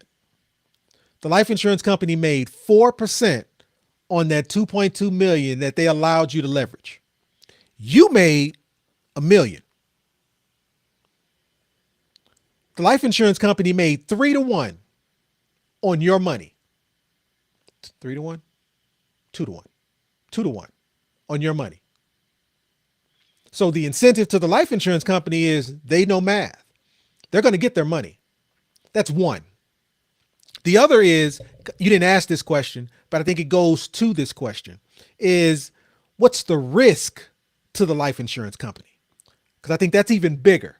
Not just Why would they allow this to be okay? What is the risk to the life insurance company for the life insurance company to allow little old you at 1 years old till age 37 to leverage $2.25 million? What's the risk to the life insurance company? And this is where that guarantee comes back into play. Remember the guarantee? Now, this is not a whole life policy, so I can't guarantee the 4% growth. But what does the life insurance company guarantee? They guarantee that the money sitting in the general fund is protected by the 0% floor. So what's the risk to the life insurance company to allow you to borrow 2.25 million from them? How about zero? There's zero risk. And because there's zero risk, meaning the life insurance company is just making arbitrage. They allowed you to borrow 2.25 million at zero risk. They have zero skin in the game. And because you're making 7%, 9%, 11%, 13%, 15%, 18%, and they're getting their 4% off of that, there's zero risk here. There's zero risk of them somehow losing that 2.25 million. So because there's zero risk, there's nothing but arbitrage to be made. So my point is, what does the life insurance company gain? How about a whole lot of money? And the risk to them is zero. So they'll do this all day long. And it's because of that 0% floor. Without that 0% floor, you're right. It's a hard argument to make if I'm a life insurance company to give you 2.25 million and not be concerned that somewhere I'm going to lose my money. But because of that guarantee, it sets it all apart. What else? Okay. And we have a last question here. Can you get a whole life with a set amount per month and then contribute a lump sum in order to accelerate the amount one can borrow against to buy real estate? I think we're talking about infinite banking. And the short answer to that question is yes. My argument is, why a whole life policy? Because what you're saying is, I'm going to get a whole life policy and I'm going to build a certain amount of cash value. I'm going to leverage that cash value to go buy real estate. Cool. But let's dig into the details though. That whole life policy is making you 4%. When you leverage that whole life policy to go buy real estate, that's going to make you more money. I get it. But when you leverage that money inside that whole life policy, what did it cost you? My gut says it cost you somewhere around 5, 6, 7% to leverage your money. I would hope that if it made 4%, it cost you 4% or less at least. But 9 times out of 10, it costs you more than your money's making. So what that means is the minute you borrow money out of that whole life policy, you're losing money inside of your policy. So you leverage that money to go buy real estate. Awesome. Real estate did great. Let's say you're making 10%. So it costs you 5% to borrow it.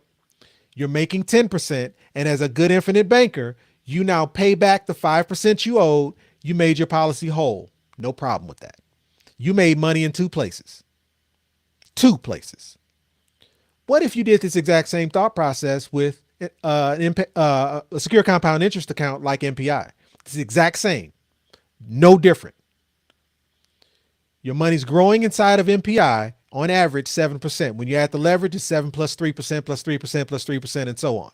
But you're making money inside the policy on average 7 plus 3%. The cost to leverage the money, is 4%. I'm making 7 plus. The cost to leverage the money is 4%. So even on the money that I'm leveraging, I'm still making money in the policy. So now I'm making money twice. I'm making money on the 7% of my money. The money that I've leveraged, I'm no longer making 7. I'm actually making 3. It cost me 4 to borrow. So I'm making 3. Then I take that money that I've leveraged and go do that same real estate deal. Make that same 10%. And yeah, I can pay the 4% back that I owe still. But if I didn't, I'm still making money in 2 places and I'm making money on the real estate deal. I'm making money in 3 places. Did the exact same deal, leveraged the exact same dollar amount, used 2 different products, and I'm making more money in the premium finance strategy than I would be in a whole life policy just by choosing a different product. I'm still doing infinite banking, but I'm doing infinite banking with a superior product.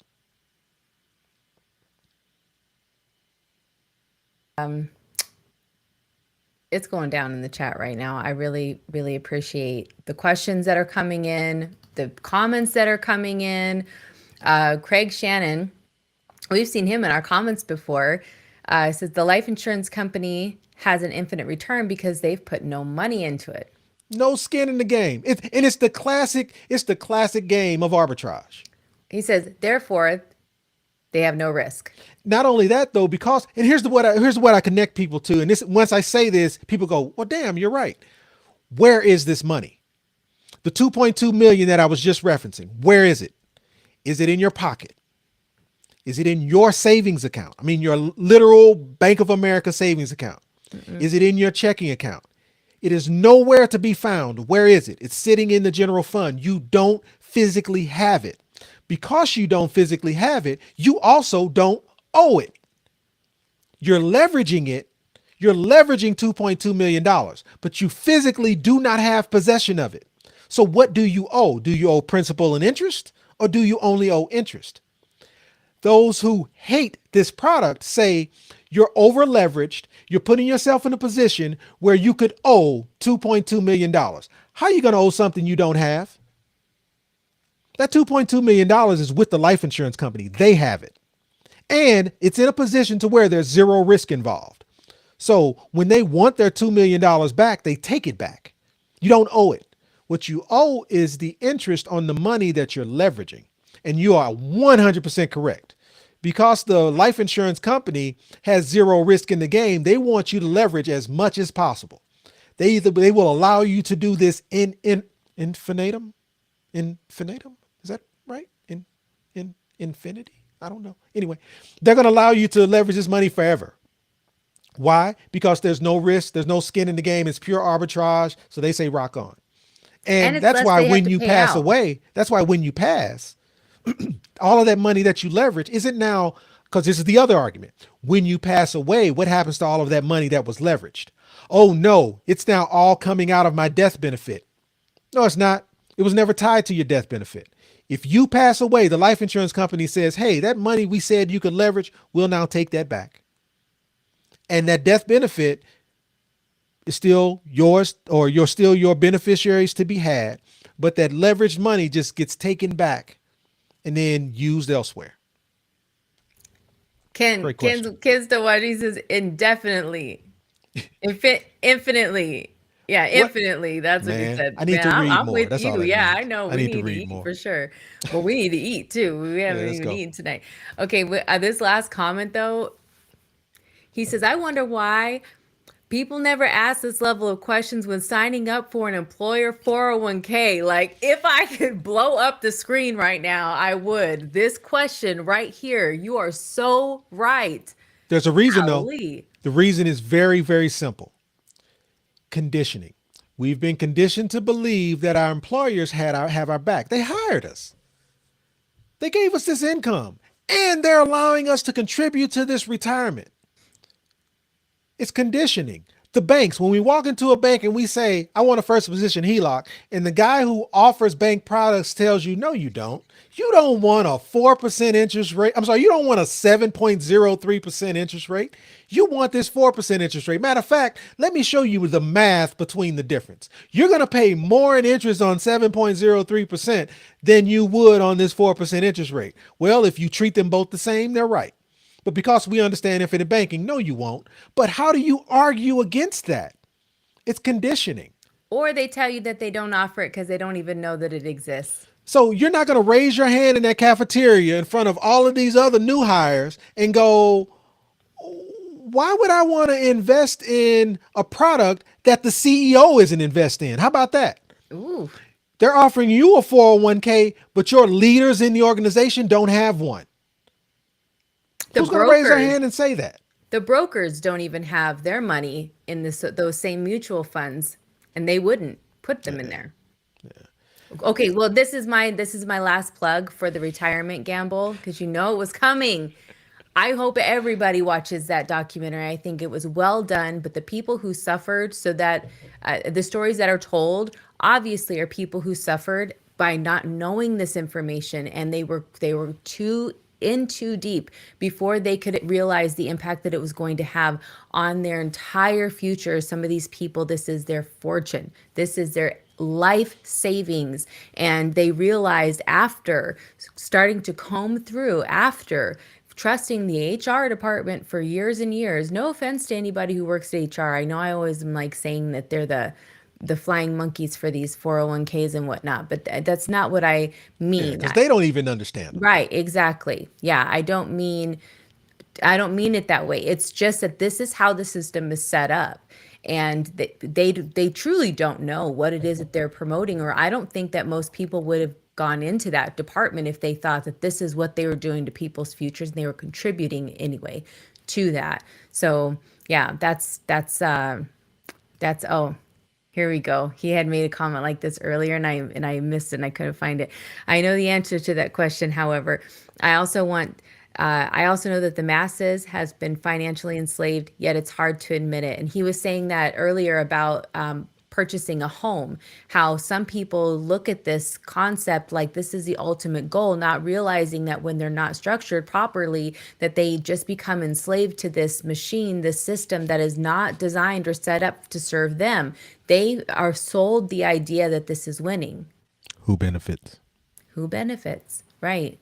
Yeah. And it's so true. Well, I think that this is a great place to pause for tonight. There's been a fire hose of information. Oh, wait. No, there's just one more thing. You had a summary slide and I need that. I need you to, it's not in there? Yep, let's do it. Okay. Yeah. One real quick, because I think that we need that piece to My just, producer said she needs it for the real. So let's we do it. gotta have it. Okay. Okay. Recap. Age Yep. 59, he didn't pay off the home that was his goal, but all of the You benefits gonna that get on camera and talk about it if you're gonna talk about it? okay, fine. Here we are.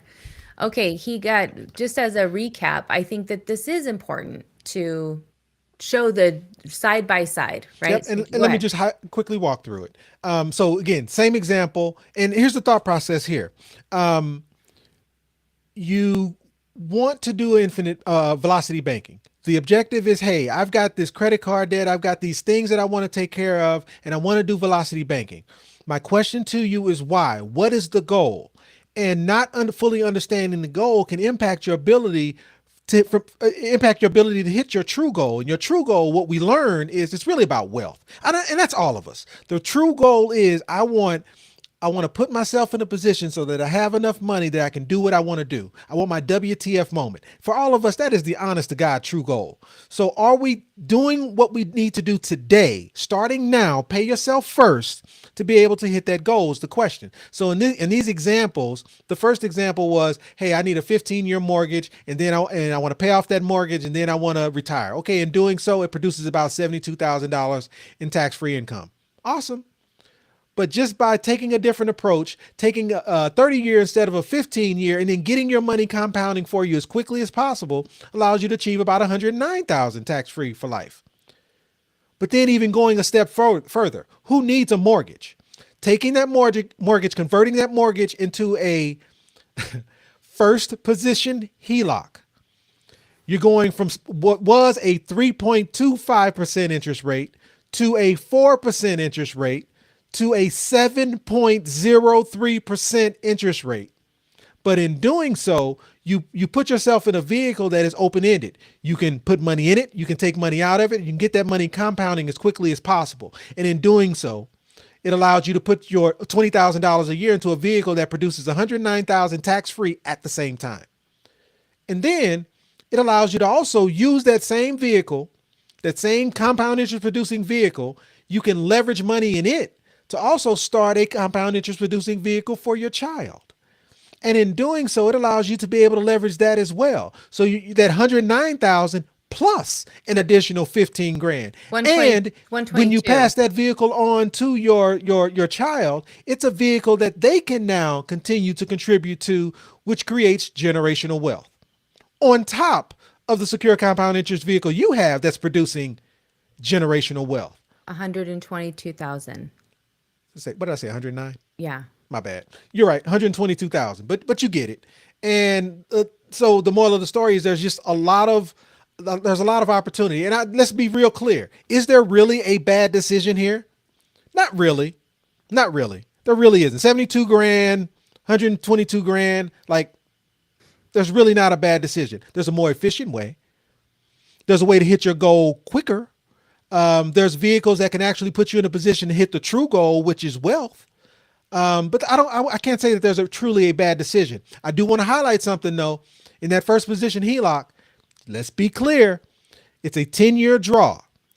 That first position HELOC, I used 3 separate times, which means instead of paying off the home using a first position HELOC, I leveraged it over a 21-year period. I paid an additional $408,000 in interest. I own it. But I paid an additional $408,000 in interest to achieve $122,000 tax-free for the rest of my life, and I'm a millionaire. So what?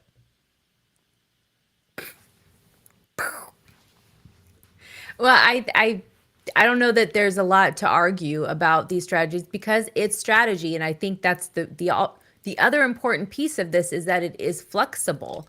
It's flexible to fit your life, to fit your family, to fit your opportunities. So not everybody's situation looks the same. Willie has a question. Yes. And I think that this is why these strategy, understanding the structure and the strategy matters more than getting all into the math. Because when you understand it, then you know how to answer these questions when the opportunity comes about for you. Golly, get it out, girl. All right, question. Can I add several lump sum contributions beside the monthly contribution over time to the secure compound interest account? Notice, because you can only cover so much. Very rarely do I dump a lump sum into the secure compound interest calculator. Very rarely. A lump sum, especially again, talking about someone my age, at 50 years old, I have less compound cycles than everyone else. So if the minimum is 10 times my age, 10 times 50, $500 a month, putting away $500 a month will not allow me to be able to retire anytime soon. So because I'm at age 50, I have to be realistic. And realistically, that means I have to add some type of lump sum to supercharge this thing. Right. Adding a lump sum does what not having compound cycles or not having enough compound cycles compensates for not having enough compound cycles. So let me say it again. Putting in a lump sum compensates for not having enough compound cycles. Meaning, because I can't put $100 a month in and allow it 30 years to compound, me putting in $250,000. I love my real estate investors. I've got real estate investors out here who have multiple properties that are bringing 10, 15 grand a year to them. But if you were to take one of those properties, take that lump sum of $150,000, pay taxes on it, pay the capital gains. You heard it. Take that $150,000, dump it into a vehicle like this. It will surpass what your 4, 5, 6 rental properties are doing for you while you sleep. So the lump sum does an amazing thing. So can you? Absolutely. How often? We can talk through that, but ultimately you are in a position to be able to change your contribution amounts on an annual basis if you want to. The key is, in some cases, you might have to be approved for it. But the moral of the story is, can you do it? 100%. The power of being able to put in a lump sum in a vehicle like this, game over. There's so much more that could happen in these examples had I focused on putting in larger lump sums. I just didn't see a point, but you absolutely could do it. And I'll kind of, if it's okay, it sounds like because you got me out here, I will roll right into this summary slide. Yep. The moral of the story is this: to summarize everything that we've talked about over these last probably 3 days or three lives, because they all talk. The moral of the story is, how do you get started with Velocity Banking? It starts with you understanding where it is you're going. It is not about eliminating some debt. It is about the true goal, which is income, wealth, time, freedom, putting yourself in a position to be able to generate wealth.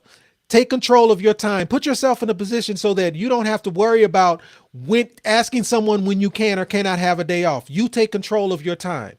And focusing on what freedom really means. Being able to do what you want, with who you want, whenever you want to do it. It's true freedom. And that's not a number. That's not a dollar amount. But once you identify the goal, then you identify what vehicles you need to be able to accomplish that goal. But before you can do that, you have to understand what your numbers are. And if the goal is true wealth, time, and freedom, you have to pay yourself first. You have to put you first. Before you pay a bill, before you pay a creditor, before you do anything else, you take a portion of the money that you're making and you put it away in a secure compound interest account so that it's producing income for you. Because later on, you're going to be able to leverage it to do whatever you want. So you know where you're going. You pay yourself first. In order to do velocity banking, you have to know what's coming in and what's going out. You got to know your numbers. I've gotten several people reach out to me and go, "Hey, I'm in a negative cash flow position, but can I?" The first thing I'm going to tell you is we have to get you to a positive cash flow position. Imagine this HELOC with a negative cash flow. I'm going to take 20,000 out, put it into a secure compound interest account. The balance goes back up. When I pay my bills, the balance goes back up even further. I'm going to get myself into a point where I'm now over leveraged. I won't be able to use that HELOC anymore. That is unacceptable. You have to be in a positive cash flow position. So knowing your numbers helps you understand where you are on that. And then you got to identify what kind of tool you're going to use. Is it a HELOC? Is it a credit card? Is it a personal line of credit? Is it a BLOC? There's all sorts of different options out there. All of them have their positives. All of them have their negatives. I'm not, it doesn't matter to me which one you use. It's about getting in a more cash flow positive position. And then the last part is how you're going to get there. What's that plan? What are the steps you're going to take? And so to me, it doesn't matter what the number is. Doesn't matter what the tool is. Once you have that plan, you stick with that plan and it's game over. Sweetheart, let's go eat. Man, we've had some amazing comments. Mark says the name of the game is financial freedom. And I think everybody who's still here gets it. I think that's the point. If you haven't already, subscribe. We're trying to grow. Share us out. If you think what we have to share is valuable, please share us out. Bring a friend. Tell a friend to tell a friend.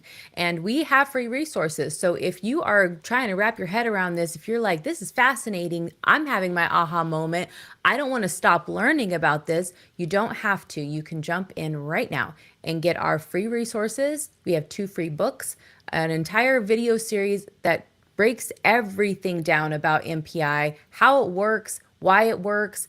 They're broken up into snack size portions even so that it's easier to consume. The one thing I would highly recommend though, if you haven't read it, it's a book called Why Everyone Ends Up Poor. It's not Why Everyone Ends Up Written Poor, by right? Curtis Ray. Written by Curtis Ray. And this, in his second book, like a series, is called The Lost Science of Compound Interest. Yep.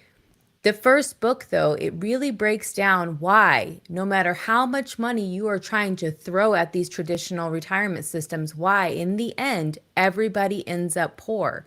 Why this is still allowed to happen. So, The Retirement Gamble, that book alone, the video series on why this works, so that, and if you have any questions, they're probably listed in all of these videos. You have a video answer to these questions. So that's kind of nice and convenient. There are case studies in there. We've tried to put and just continue to create whatever it is that we can so that there is not limited access to this information. You have it. You can go get it right now. And we're going to show you how to do it. One last thing. There's an Audible version of both of those. And I don't know that I've ever even brought that to your attention. It just dawned on Wow. me. So, Okay. in addition to the resources around how to get a HELOC, we'll get that up. I can't promise that we'll get the Audible versions of both books out around the same time, but I have just now made a mental note. It just now dawned on me that they're available, so I will make sure that those get there as well. So my point is, this site, if you've gotten resources from the site before, you may want to reach out or go back to the site from time to time, because we do update the resources as the resources improve or as we add more. So my suggestion is we'll also take advantage of the new resources that are there as well. So. Yep. And please feel free to ask questions. Even if you're right in the middle of the book, page 47, and you go up, I have this question, it's burning, ask it right then and there. We will text you back. You have all of the information sent to you. So you have the ability, you have Donnell's digits, and you can just text him all day. Please do it. Well, he can't answer you back, obviously, if he's in a meeting, but I love to know that that people are asking the questions and we can serve you guys in that way. So, Girl, let's go. All right. Well, on that note, our mantra is if you don't come from a wealthy family, make sure a wealthy family comes from you. So stay tuned, stay connected, and Get stay. self-directed. No, we're going to say, I'm Angelique, And I'm Donnell. and our job is to help you. Get self-directed. All right, here's how to get those free resources, guys. Thanks so much for tuning in, and we'll see you Wednesday. Have a good evening. Hey, before you go, we want to remind you that becoming fully self-directed means gaining complete control over your wealth, time, and freedom. It's not just an idea. It's a framework, a mindset, and the power to make informed decisions to secure your future. Being here means you're taking those steps, and we want to thank you for allowing us to guide you. We believe that we grow farther and faster when we grow together. So tune in next time and tell a friend to tell a friend. We've helped thousands of people just like you start their journey to financial freedom. And if they can do it, you can too. And if you're ready to learn more, we got you. Get a head start by grabbing these 2 free books. But how do they get them, Donnell? Head over to my website where you'll have access to a few things. A ton of free resources, case studies, and over 100 5-star reviews from people just like you. And in 15 minutes, we can explore what's possible for you. So don't wait. Invest in what you want, when you want. But first, let us help you Get self-directed.